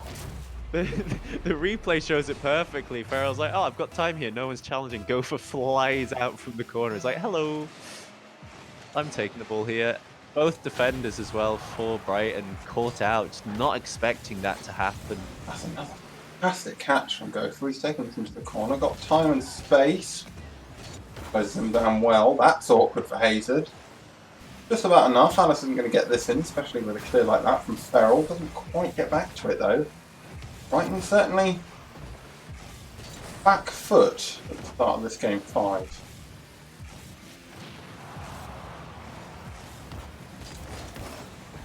They've got plenty of time left to get back into this one. They just need to stop this wave of pressure that's coming out right now from Warwick. They're feeling so good after taking game 4, and they want to try and put this series to bed as early as possible. But now we see Brighton starting to come forward. Ferrell with a nice double tap. Massive miss, massive miss! Well, this is awkward now for Brighton. Ferrell's got to do very well and he can't quite avoid the bump and get enough on the save. Warwick 2-0 up. Brighton causing their own problems there. Huge misplays. Ferrell tries his best. Unfortunately for him, the Everything he 50 could. still slides into the bottom corner. And now 2-0 down. These games have been very low scoring, so I mean we've had 2-1s, 1-0s, a 1-1 overtime. This could be the end of the game already. And with this now, I think we will see Brighton pushing harder and harder, and it's Making getting mistakes to like the that. end right now. There's been more and more mistakes suddenly coming out from them. Being the ends to their own demise. Another big miss. They just need to regain their composure right now because Warwick are on them. Gophers trying to go all the way. Walden That's has a a nice great chance in the pass. pass, but that one's cut out and it's going flying into the net. No, it's just wide. Too much of a pinch. Not very often. That was a good touch from Hazard. Farrell's back. Is he going to turn on that? He is. Does well. Does he get it off the ceiling? He thinks he did. The game thinks he didn't. Good clear from Walden. Gets back to it. Hazard gave him more time there than perhaps was necessary. Brighton team not looking quite as cohesive on offense as they have. This could be a chance. Hazard's up. Bounces it off his wheels, but Ferraldinho manages to make it 2-1. Plenty of time left on the clock. Great pressure. Unfortunate 50 for Walden with Wardley coming straight through. Hazard probably should be scoring that himself, but Ferrell is in a great position to quickly follow that one up. And 2-1, but there is still just under half the game to go. This is a tense one for these two by teams. no means over. Certainly not. I think Brighton certainly, as they've been playing in the last minute, have every chance of levelling this game up. We have another 8 minutes on top. Who knows? Go for quickly Although beating out. this This is one can just empty. go straight in the net, and Oh, it not what you want to will. see. It beats out the last man, and he shouldn't have been the last man there in that position. I'd have no idea where the Brighton defenders disappeared off to, but Gopher will happily take an open net, regain the 2-goal lead, and with only 2 minutes to go, still time, but it's running down. That's a good touch. Free off the backboard. Farrell not quite. Gopher will pull it out. So unfortunate for Farrell that one doesn't make it in. And his teammate just couldn't get there fast enough to see it through either. And the clock's still ticking down, 1:30 to go. They really needed that one to go in. Drop straight down to Hazard. Double commit, massive miss, but somehow Gopher gets a touch on it falling back. No boost, or he picks up the mid. Gets a 50 through Wards. And that's another open net, and he's missed it! Walden could really have put the game to bed there. From Hazard there. That should have been it, but it That shouldn't could have be even it. come to that. Hazard can't is make the it, touch surely. again! Yeah. Hazard has really fallen apart in this game 5. The pressure has gone to his head completely. This time Walden does expect the miss, does put it home. 4-1 with 58 seconds to go. This is pretty much 95% Warwick's now. Yeah. This game will definitely. put them on 22 points as That's they will 5. get... Oh, it's not quite off the crossbar. Yeah, with this win, they will be on 22 points, which I think at this point does seal them as a top 6 contender, but we will have to wait for the final standings to know that for sure. They will be brought to the players and to anyone in the NSE chat around, well, as early as possible tonight, probably about 11 o'clock when all the other games have finished. But for now, I'm just going to go with what I believe is correct. I'm looking at it beforehand. So if I bring you false information, I apologize. But I'm just Yes, going if we with bring what you I false information, it's Princey's fault. Oh, that's 5. Oh, Alice drops out from nowhere, it looked, from my camera, but he must have come from above the goal again, trying to read that. Oh, he got Gets the another double touch. Wow. Ending it in style. Ferrell knows what's up. I don't think anyone's going to score 4 goals in 8 seconds. Yeah, Warwick put themselves in a very strong position to make top 6. Bear in mind, of course, they've got another game to play. Yeah, they could could see win that. themselves. I mean, these guys were 5th and 6th respectively on the same amount of points before this. And now they have a chance to go the full 10 and really give themselves the seeding in this top 6 to help for a favorable bracket matchup and let them go even further. And that will be what they're hoping for in this next one, just to keep it going. Keep the strength, like just the overtime. The fact they lost that overtime I and they know, still came back and won the amazing. next 2 games is just credit to them where it's due. The mental strength from these players. Absolutely insane. That was absolutely incredible performance from Warwick to pull that back from what really looked like a fairly insurmountable overtime loss in that game 3. But of course, because of that overtime, we may well have some results from other matches. Has anything come through yet, Clint? I mean, we have all the results through. I was running Ooh. through them a bit before. So our next game, as I stated earlier, will be UWE versus Loughborough, as long as they did adhere to what was said in the streams chat and they haven't just started. I know some teams are pretty bad at actually reading and doing stuff. But yeah, Lancaster will be facing up against the winners of this game, Warwick, for the 10 points. Lancaster already through for sure, and likely, well, with this position now, if they're not first seed, they will be second seed. Yeah. They were top before this week was played.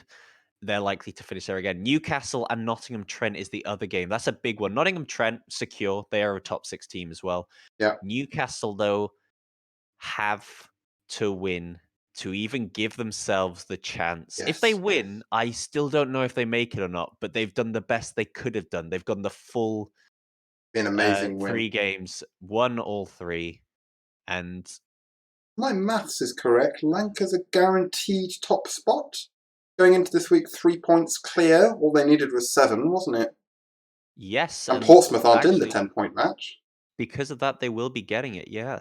And Portsmouth, they beat Bath Salts 3-0, so Portsmouth are guaranteed somewhere in there. Yes, I But think our I top 3 think are now pretty much guaranteed. Perhaps they not are, in the but same order that they yeah, arrived in. that is the one difference. But well, with all the other games being pretty much ready, we should probably head to a quick break, Yes, be get much everything. faster turnaround this time. It will indeed. So we will, yeah, heading to a quick break, getting everything sorted for you guys as fast as possible, and then straight back to it for our third game. And that will not be the end of the game, because then we will have one of the promotion matches for the last team to make it up into the National League to play in the Challenger bracket. All right, guys, thank you very much for watching. Don't go anywhere.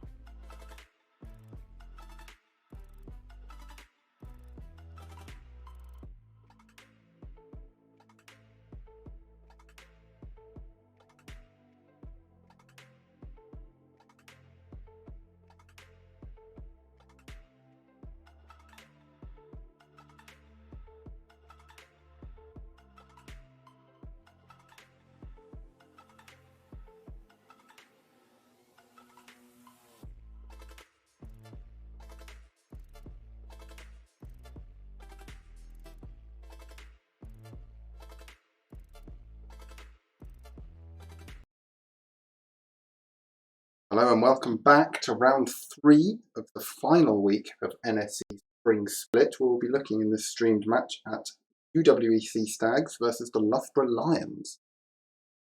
I'm still joined by Princey. Princey, what do you make of this series? Who's got the upper hand? Al, UWE do. You would think. We are not yet sure if even with Loughborough winning this game, whether they make it through to the top 6 or not. But you'd expect that they will be giving it their all no matter what, because if we're unsure, they're probably unsure. On the other hand, you've got Uni of West England, who are pretty nicely set to be, well, I'm pretty sure they're set to be a top 6 team You for would sure think. now. They've got at least 3 points, have they not? They've got at least 5. Yeah, they picked up 3. Yeah, no, they get minimum 3 points after winning game 1. Mhm. But they will be ruining the 3-0 loss that they had in the last round versus Nottingham Trent. Oh, yeah. So I hopefully, can't blame them for that. Yeah, it's a painful one to take. However, I'm a bit confused with some of the messages I'm getting through from Jordan right now, one of the UW players. He says the other team are in a game. Oh, maybe Loughborough had enough of waiting and they jumped into a match. Let me just check. They have. They jumped into a standard match of, I suppose, ranked. So apologies to everyone at home. You can blame Loughborough for trying to stay warm and playing ranked. Send them all And hate. now- Message them right now. Ping them. I mean, that's a bit extreme. They have a lot on the line, but I dropped them. I saw that they were in training, and I dropped the message telling them the lobby details, and they must have just gone into one at that point. But even so, it's like, come on, you must have seen, like, you probably were following the stream or something, guys. If you're watching this back, Loughborough, I'm disappointed in you. Disappointed. You guys know what's up with this. Anyway, yeah, they are currently got no point. No, they have 2 points because they won game 2. If they win this game against UWE, they get 5 points. They started on 14. By winning those 5 points and winning this game 3 here, or this third series, I should say, they will be on 19 points. 90 points. That would also be what Newcastle get if they win versus Lancaster. Which No, is... wait. Let me double check that. I have the time to double check that. Yeah, if Newcastle win their third game and go undefeated this week, they also get 19 points. But because Newcastle will get 10 points, they'll finish above Loughborough. Yeah. Warwick are getting at least 7 points, which puts them on 22, which will mean they finish above Loughborough. UWE have won a game, which puts them on 20 points. Nottingham Trent are already above them. Brighton. Okay, so if Newcastle win, Loughborough go out even if they win this game. I think that's how it's working. Do Loughborough even have a chance? And I need to check on that because Sussex are in around and about as well. But Sussex lost their game too, so Sussex can only take 5 points. So they have to be Max behind as Loughborough well. if Loughborough win. But I mean, if we look at the top 6 teams, assuming that Oh. Loughborough get 19 points... So if Newcastle, I think how this is working is if Newcastle win against, let me just bring that up. If Newcastle win against Nottingham Trent, which Yeah. sounds like a tough ask, I think that Newcastle knocks both Salford. Sorry, 1 second. I've just got a bit of information from Tenerius here, provided to him by Tylacta. The Kiel versus loser Brighton Warwick basically decides who makes playoffs. If Kiel win it, then Loughborough can make it with a win over UWE. But if Newcastle beat Trent, then they will make it. If the loser of Brighton, the loser of Brighton Warwick beat Kiel. Okay, so if Brighton Brighton beat win, Kiel, no one if can Brighton make beat it. Kiel, no one else makes it. Brighton Yes. make it. Yes, that's If what I thought. So it's Kiel not in beat- Loughborough's hands. It's not in Loughborough's hands at all. It's not even in Newcastle's hands. All in Brighton's hands. They just have to beat Kiel. It's all rather pleasingly for you, Princey, in Kiel's hands, in fact, as to whether they get stomped by Brighton or not. So the way this works is if Brighton beat Kiel, Brighton are your 6th team. Loughborough don't make it. And then in that case, all 6 teams that started the week in the top 6 will remain there in some capacity. Is that Yes. correct? Yeah. Yes, that is correct. Who was can Sussex not make it then? Is that what I'm being told? Let me just. They lost their second game, so they're only going They to lost top the out at second game, 5. so they can get 5 points. But if Brighton, oh no, because Brighton will also get. Ooh, Ooh. if Brighton lose to Kiel, Yeah. Newcastle lose to Nottingham Trent, and Loughborough lose to UW, I think Sussex can sweep through if they win their last game.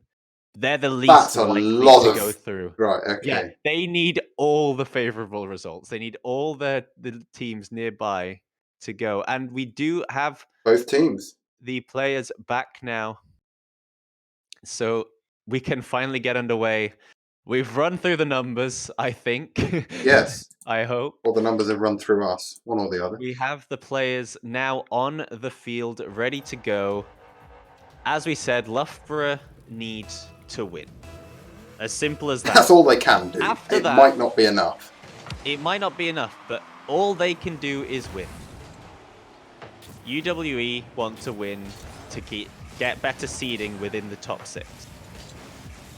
That's a good touch from Jordan. Severdam, not quite. Yeah, for UWE, obviously, what they do this week doesn't directly impact them because it will still all come down to how they play in the Challenger bracket. Jordan nearly cuts that one across, but you know, you wouldn't want to be embarrassed here. You know, I think everyone's expecting UWE to win. With shooting like that from Incognito, I think they might well. 1-0, not even 40 seconds gone. Great early pressure. Even a little team bump there, but the touch in field from Lou is poor.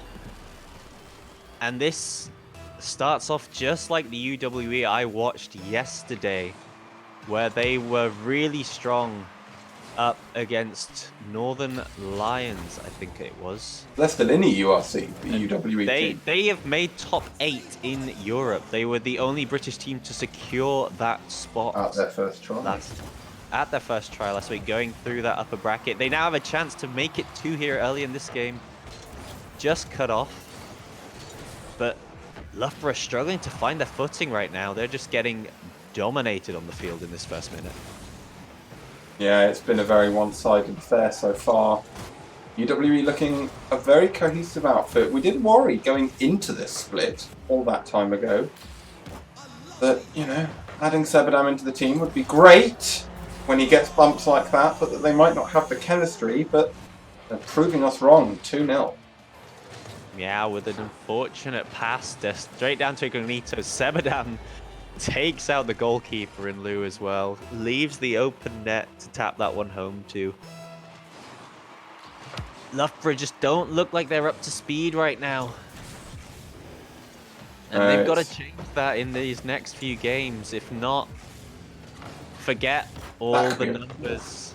Forget everything else. They are just not making... I'm going to level with you, Quincy. I've forgotten all the numbers already. So we may have ready to win, and they need Brighton to lose, and they need Newcastle to lose.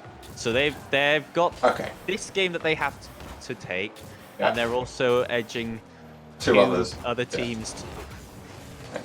So that would be the same for Newcastle, though. No, it wouldn't. Newcastle just need Brighton to lose, and then to win. Newcastle just need Brighton to lose. Okay. So it's all on Brighton.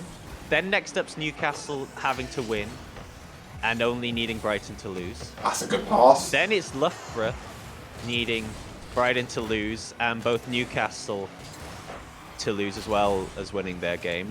Yeah. And then at the bottom end of it, you got Sussex needing all of those previously mentioned teams to lose and them to win. It has come right down to the wire. I mean, obviously this is all for one place, but still... Loughborough would quite like to be in the opposite end of the field and trying to get that place for themselves. As it stands, still 2 minutes left on the clock. You know, they haven't really had enough on offense to even figure out if they have the pressure, but I don't think it's beyond them to get back into this series as it progresses. They've got back into this game as it goes on. That's a big demo. There's pushed the shot too far into the middle, I think. Sebadam gets a clear. Matt M was up very quickly. Sebadam with a brilliant 50. Incognito's there. Who puts it into his corner. Time ticking down. What do Loughborough need to do differently? Maybe something like that. Oh, so I'll just keep asking that, shall I? Fantastic shot from Meow, straight into the bottom right corner. Minute and a half and a bit left on the clock. Loughborough just reduced the deficit to 1. The pop from Lou catching out UWE. They definitely look like they've grown into this game now. And this is what we needed to see from them. Just a little bit more composure at the back, allowing the ball to be brought out under their control than just the poor clears we were seeing beforehand. Matt M broke rule 1. Well, it wasn't going to make a difference here. He was stuck. I think Sebadam might have even been on top of his car, so I'm not quite sure how that one works out. But Jordan comes in, cleans it up nicely, restores that 2-goal lead a lot quicker than it was broken down. And this game 1 does look indeed like it's going to UWE. Yeah, it's been a commanding display. And I mean, I think what's perhaps surprised a lot of people about this UWE team is how little Sebadam has had to do with it. Obviously, he provides a great foundation for the other players to really show off their skills from, but the other players have done that on this team. It has not been, by any stretch of the imagination, a one-man show on this UWE side. No, if anything, Sebadam's been the solid rock at the back, as you say, the foundation, and then Jordan and Incognito connecting nicely up top between each other. We're seeing a bit of pressure coming out from Loughborough right now. Can't quite do anything there. That's a nice infield pass to Meow, but he can only send that one sky high. Oh, big miss! However, big miss. Luke didn't predict it. And UWE get away with a little bit of a mishap there. Oh, but not that the ball time. is given right back down. Tulio Incognito trying a huge musty clear. Just doesn't time his flip right. Luke quickly on that one. There is time to score a goal. 15 seconds left. Loughborough can tie this one up, but it's going to take a lot of effort on their part. Especially with the kickoff going like that. Jordan takes to the skies, wastes loads of time off the clock and gets a fantastic dunk on the backboard. And that's coming down. Who's there on it? Sebadam's got it. He's kept it amazingly well and takes it over Lou. That will seal it. UWE take game 1. It seemed like that was the way it was going to go after the game started. That first minute was so solid for University of West England. But Loughborough did start growing into this game. It just took a little bit long for them. However, if they can keep what they were doing going now in this game too, we should probably see a much closer outfit in terms of their play style, and hopefully they can continue building some offense. But it was 2 slight mistakes from UWE that led to their goals. Yes, so... Loughborough haven't looked self-sufficient on offence just yet. Not looked like they were making opportunities, they were taking opportunities that UWE left for them, and I think if UWE could clean that up, this would perhaps be a much quicker series than some of the ones we've seen so far. They look very comfortable.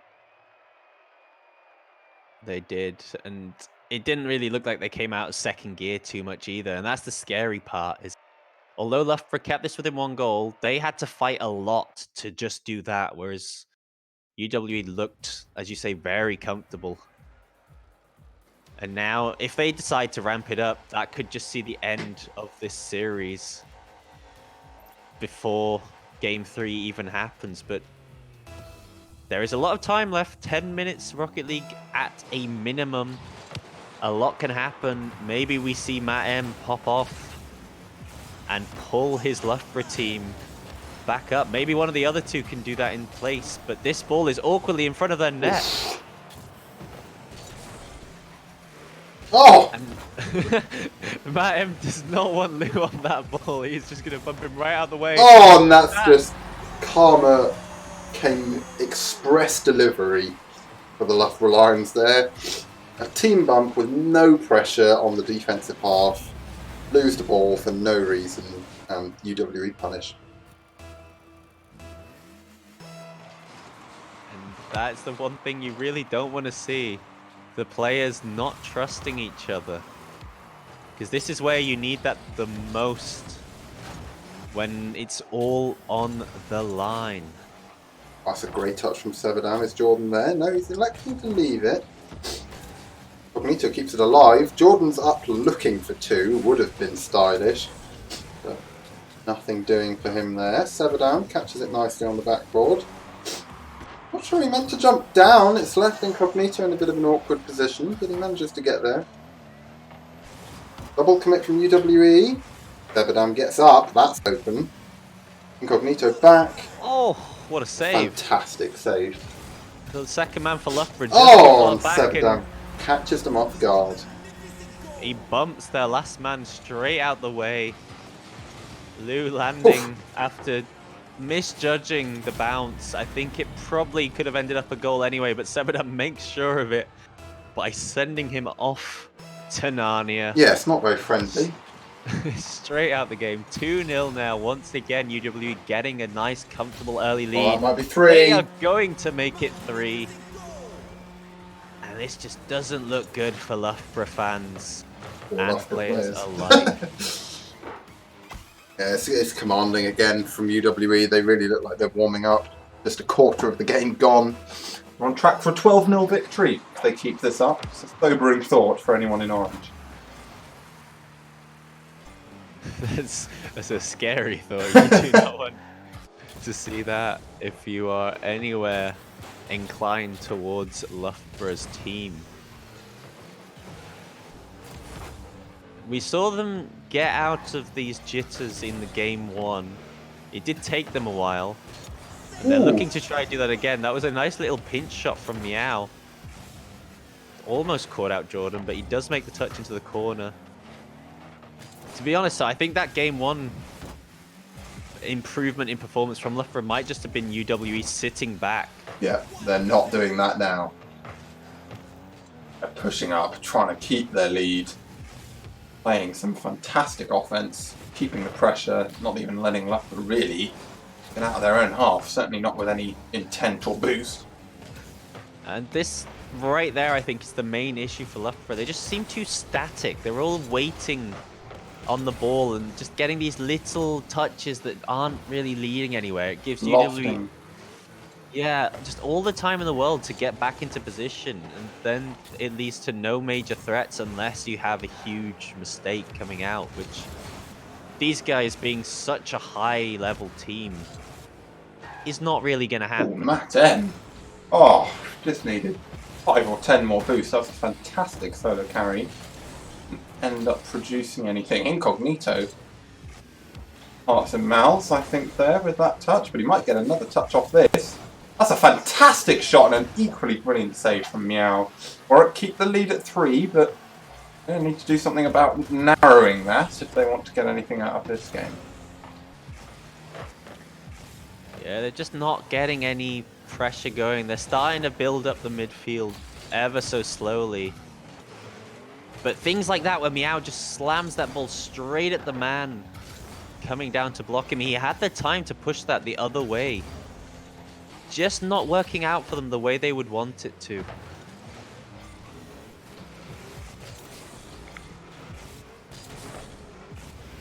This clock's still ticking down, only a minute 20. I just see this very much going to game 3 and Loughborough needing a reverse sweep, which just appears so unlikely. Definitely, they haven't looked even like producing anything of worth. They haven't created a goal for themselves in 2 games. They're good at capitalising when UWE make mistakes, but UWE seem to have decided they're not going to do that anymore. And I wouldn't like to be on the orange side of the ball going into this game 3. It almost just seems like it's not even the player's fault. It's just the chasm of the difference in skill now of this UWE team and just how good they've become as that is a crucial and great save from Sebadan, but looked so easy for him. Yeah. You know, maybe Loughborough just feeling the pain of losing one of their top performers from last season in Smokey and never really finding the star-studded replacement for him as the time clocked down. 5 seconds. UWE just messing around with the ball now. This game will be going to game 3. And maybe just a straight 3-0 sweep for UWE. Oh, it has to look likely at this point. I think it's... As the livelihood of Loughborough's championship bracket lives on a reverse sweep. And Matt M leaves maybe just to change car. I'm not too sure. Yeah, Meow says he will be back. So He'll be back. he's not a rage quit. We don't need to get too scared on that fact. But it is a rather painful place they find themselves in right now. Very awkward game 2 for them, I think. No, there wasn't much they could do. They didn't make too many mistakes, Loughborough. They were just outplayed on both sides of the ball by this UWE team who look very deserving of their top 6 spot. Yeah, you can see them. I think a lot of people put them round and about like top 6 as like the best, maybe, you know, more pushing 7th and 8th in terms of our preseason predictions. But right now, they look like they should be one of the finalists. But then saying that, they got 3-0'd by Nottingham Trent. Nottingham Trent being the one team that took down an American team in the EU versus NA show matches. And then you've also got a team like Lancaster, who are currently leading the standings, and Portsmouth, who have been up and about ever since. So you've got 4 huge titans of NSE Rocket League right now. This championship bracket is going to be a hard-fought victory. Anyone who scrapes in is going to be such underdogs. And what a shot! Jordan starting off this game 3 in style. That was a fantastic touch from Jordan. Just gets underneath it and pops up into it. That's a beautiful way to kick off game 1. Game 3. To get goal 1 in game 3. You got 12 that. seconds that took. And that's the worst start for the game possible. And Matt M looking like he's switching sides there. He was in the perfect position to smack them on into his own net. Jordan just wants needed 10 or 15 boost. These guys look like they're going for their monster plays right now. Well, why wouldn't you? It could come back to bite them. Matt M's got a chance to redirect, but can't connect with the ball. Just didn't have the boost to reach it. Sebadan tried to knock that into Jordan and missed him, which made it much more awkward. But looking good still from UWE. Lou's got the ball here, but he's just put it out to the side. Matt M's done very well to catch that. Running out of boost, drops it down, gets a brilliant 50, but Sebadan there with time and space.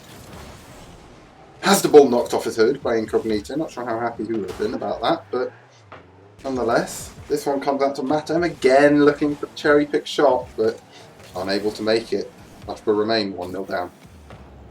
The main problem I see here with Loughborough is they're just the only time they really get into the midfield is when Matt M is the one pulling them up in offense, besides these few long distance clears. Other than that, they're really just stuck back, and I think that's sadly down to the type of players that Lou and Meow are. Very much sit at the back, defensive, just play solidly. You couldn't ask for a better way to curse them. They do just play solidly. Go on, just play solidly. Oh, that was Matt M, to be fair. It was Matt M. It wasn't even one of them. But oh, that's the. Maybe that's why they sit at the back and just play solidly. I think that just says enough for this game, and sadly for their chances of being top 6. It's just not going to happen. No, it doesn't seem likely. Unless they have a crazy revival or UW fall Oh apart. my! Oh, That would have been an absolutely insane play, though. UW just looking stronger and stronger as the games go on. I don't think they're going to be falling apart. So I definitely. don't know where this revival will come from for Loughborough. But they've got about 2 minutes and 35 seconds to figure something out. It was a Maybe good it's start from demos. Matem, but then Lou took it into the corner when the net was open. I think he wasn't Sadly, quite didn't on the have same boost. wavelength. And now Sebadam's trying to get his own back. That was a good clear from the Loughborough back line, but Sebadam's up very quickly, and that's just dropping in. Lou does well. Again, Loughborough trapped in their own half. Lou no boost, 3-0 to UWE. Just getting a few results through, I can see that Brighton indeed beat out Kiel. So they are our final So team. Brighton are your final team making top 6. Loughborough may know this by now, they may not. I mean, they don't look like they're pretty much going through, but Newcastle also, I think they lost 3-1 to Trent. to Trent. Yeah, so they unfortunately fall off the last hurdle, but it wouldn't have made a difference anyway. And Sussex, unfortunately for them, they only needed Brighton to lose to make their results come through because they beat Salford 3-2. Wow. Oh, that's unfortunate for them. But that's the problem you have when you're having to rely On other on people. results from other teams. It just 3/4 of the way can fall in your favor, but the last one and the most important one Yeah. is the one that is looking like it will be keeping them out. This obviously will be all confirmed later. This is just going off these. Oh, this could be embarrassing. But Oh no. Oh dear. Lou's going to be kicking himself for that one. He was being chased, but he wasn't touched. Sebadam gets the long bomb in. 4-0. it's a painful watch now for any Just Loughborough slightly. fans out there. And it's sad to see the divide that's formed between the old Loughborough and the new, and just not being able to compete, because that's probably one of the most frustrating things for these players as well, is how good they were last season and how close they were to being the winners. Yeah. To just having these new teams appear, Nottingham, Trent, Oh! Yeah, Sebadam. Sebadam for UWE appearing in the second season and being the glue that sticks this team up as one of the greats in NSE now. And with a 5-0 showing here, it's over. It is is. over. They will be one of your top seeds. I will run through what I believe is the final standing. Oh dear. That somehow also goes in. Something tells me Lou's not taking it fully serious. Maybe it's the fact that he tried to make that save off the ceiling. Maybe. Maybe. I'm just getting that impression. Yeah. I mean, if you talk about a nail in the coffin, there's been another 5 since then. Yeah. Yeah. This coffin's being nailed shut. It's never going to be opened again. Maybe now UW let them have an opportunity to score so they can set up for Brazil. Maybe. They have the Or they just get chance. 7 They've made unanswered. it 7, and they now have 21 seconds to concede a goal. Will we see them want to concede a goal, or will they? Or if you I could mean, go for 8, 8 would sometimes be you have the interesting dynamic historic. where the teams suddenly switch sides. Yeah. Oh, they. Oh Double no, they've gone fake. for the fake. Oh, this could be something. This could be something. Oh, Sebadam hits the crossbar. That would have been the way to end it. And now I think they're going for the Brazil. No, No one they're there. teasing it. They're teasing it. I think Incognito wants the Brazil. He keeps putting this one above his net.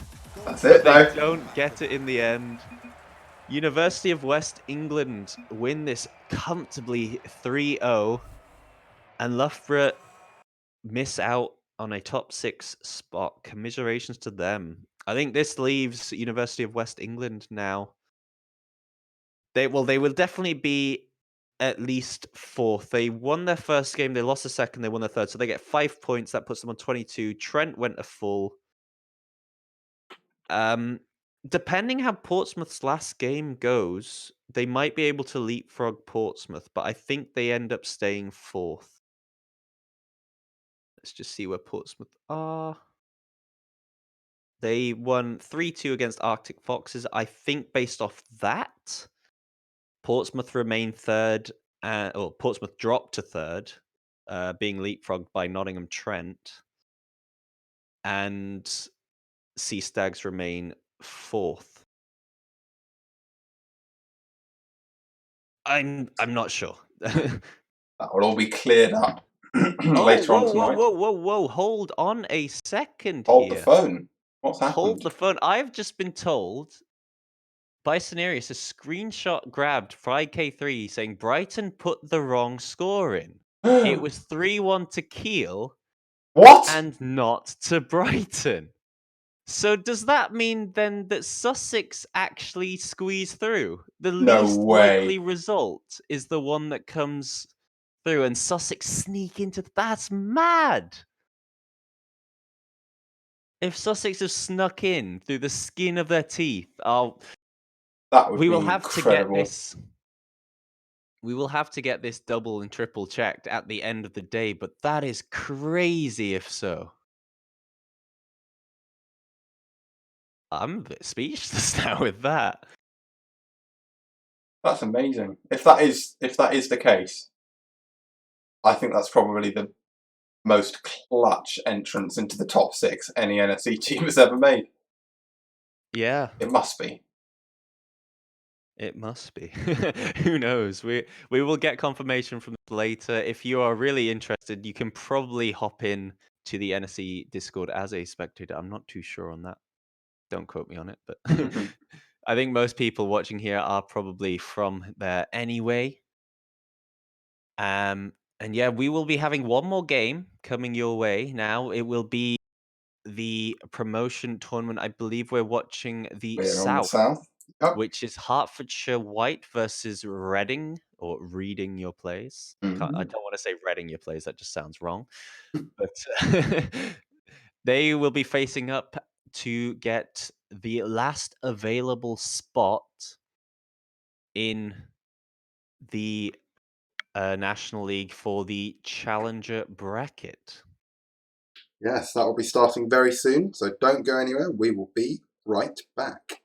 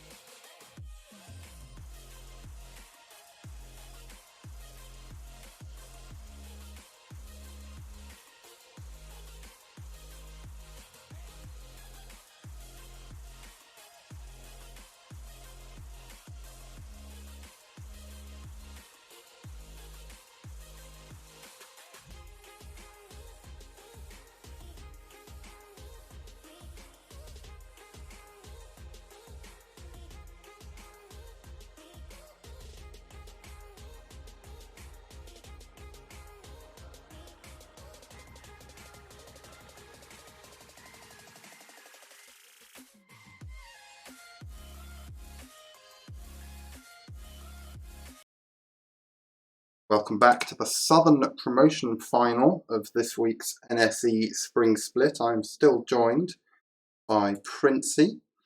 Princey, we're looking at Hertfordshire versus Reading. I'm going to call them Reading, even though it's Reading. I'm sure it's Reading, and everyone's going to tell me it's Reading your plays. Reading University. It's Reading. It's Reading University. It is Reading. Don't let them say otherwise. They'll just be getting in your head. They are from Reading. It is Reading. They will want to be reading the opponent's plays in this Definitely. case. Jokes. Yes, I am smart. And they have Hertfordshire to take down to put themselves back in the challenger bracket. These teams have been waiting a little while already. Yes, they've done us a great service by not just But I playing do this not match. like the names on this Hertfordshire team. We are going to go with Hades, Huey, and Elements, but Yeah, they have added a lot more information to that. And speaking of these guys' names, Hades is going to get us off quickly, just beating out Booth on the wall. Very speedy goal, that one. was 4 seconds, fastest we've seen all night. Hearts put themselves up, but obviously as it was so quick, there's still almost all the game to go. So interesting with this Reading team is that Jaded has returned after unofficially retiring earlier on. He has decided he will actually come back and play, as they were a good national side. Definitely. They were pretty set in National League before. They were always like 7th or 8th. And then he dropped off, and they also lost. I can't remember the name of that other player, but Jaded came back, and they've got. Is it Doz? Dosnuts. That sounds about Interesting right. Edie's. But yeah, they're hoping to come back into the Challenger bracket. Well, yeah, get into the National League to face off in the Challenger bracket at the last available opportunity. However, Hertfordshire want to get right back up to the National League because they sadly Only dropped been a week, last week. And that was the last week that they could have dropped down, so it's the worst possible timing for them. Yeah. And they will be hoping to change that. They did get the early goal. The game's calmed down a little bit now between the two, just lots of midfield play going on. That could be the equaliser, and it will be. Dosnuts levels us up on 1. Of course, just as I'm saying, it's calming down a bit. There, There is a even big play. double No commit. offensive pressure. Oh, a huge double commit from Hertfordshire. And then they both hesitate at the back post, thinking the other one will go, trying to remove the effect of the double commit. In fact, they just end up making it worse. Another one this time. Just not quite reaching that. He doesn't have enough boost to get back to it, so Jaded will get this ball with plenty of space and a great flick over. But Elements recovers. Just dislodges Dosnuts as well there, so you can clear this away, but he doesn't do a fantastic job of it. Ball goes into the blue corner, but they've done well. Hugh's up for the cherry pick. It's not the best touch. Dosnuts will push this back down. Like you say, plenty of midfield play. No real offensive flair from either side just yet. Oh, You've also been caught out. Just... I can't call that flair though, can you? No, that's a fortunate 50, falls into the middle. Booth does turn his car around in the 360 mode. Wow. There's some flair in that. There is some flair in that, and Reading take the lead I think 2-1. any flair in that was negated by the massive backflip from Hugh on the goal line. I think he had every chance of reaching that otherwise. That was a good touch there. Ooh, that's an awkward bounce. But Reading defence get back to it very nicely. Elements clears this off to his corner and does well to get back to it. Will he get it a third time? He will. Hugh's there. Not going to get back to that in a hurry. Reading clear, but not to anyone. Does not just launches it down the field. Big miss. Well, this could be turned in just off the crossbar. Big chance for Reading to extend their lead. Big chance wasted. Might come back to bite them. This ball going towards the net. Ooh! Just off the post. Very tight angle to try find the goal from there. doesn't work out, but they've got some good pressure coming through now. Oh, big Booth demo. at the back, but a huge demo from Jaded just relieves all that pressure. And suddenly we've got all three Hertfordshire players ending up on top of one another in the corner. It's looking better from Reading, I think. It's, you know, more cohesive offense, looking a bit more like a team, but not showing no signs of cracking just yet. The only goal they've conceded was definitely their mistake more than Reading's individual or team efforts. That's a good touch from Hugh. Gets it past the last man. That's an equally good touch, maybe a bit far. Hugh's stretching for that, and now is dead. I think this will cause some trouble. No, Hades does very well with the last-ditch challenge there. Reading pushes into the half. Just over a minute to go. They need something to give if they're going to level up this match. Reading are the ones ahead. I think you've got here. I have. Readings are in the orange and they're currently one up. They are looking very comfortable as Hertfordshire is struggling really to break them down. That was a slight hesitation. That'll do it. Quickly onto that. And after almost missing this ball and getting stuck on top of one another, the slight touch from Dosnuts into the middle for Jaded, quickly reacting to that. Gives them a 2-goal cushion, 46 seconds to go. There is time, but it pretty much looks like it's set for Reading with how it's gone, and that one is just clawed away to stop any further pain for Hertfordshire in this game one. Oh, that could have been a brilliant pinch, but the Reading defender just got in the way of it. That's a good touch from Hades. This could be one back. Jaded. Goal line. Maybe get back to that. Not quite. Didn't quite get onto the boost quickly enough. Dosnuts upfield. Done well to get anything meaningful on that. Might get another chance at it, but Huey's up first. Hades puts into the corner, time ticking down. It looks unlikely, but they will get one back with 6 seconds left on the clock. Booth just caught out, trying too hard to demo the man. Doesn't realise that Elements has thrown himself on the brakes to try and stay with the play. And because of that, the net ends up open and he can pop that one home, and they have one last opportunity here to tie up this game. But the ball now stay up in the air, and Jaded is going to get the 0-second goal for Reading, not Hades went for boost. Boost over the ball and enable Boost to get back to that, because Hades had to backtrack. Not an ideal situation for him to find himself in. But I think the series has the potential to be open. Reading not in complete command like we saw UWE were in their last match. Anyone's game. Playing for what will be, at this rate, definitely the final seed in this challenger bracket. I think either team could get it. It will depend on who steps up as this series progresses. Hertfordshire just, I think, had a few issues with rotations. There were a few times where they appeared either on top of each other or all... There was one that I quite liked. It just looked like they all rotated identically as a 3. Rotating around it, like the same spot, but really, really close together. And it's such a dangerous thing to do. If you all turn to face the same way at the same time, when a Reading player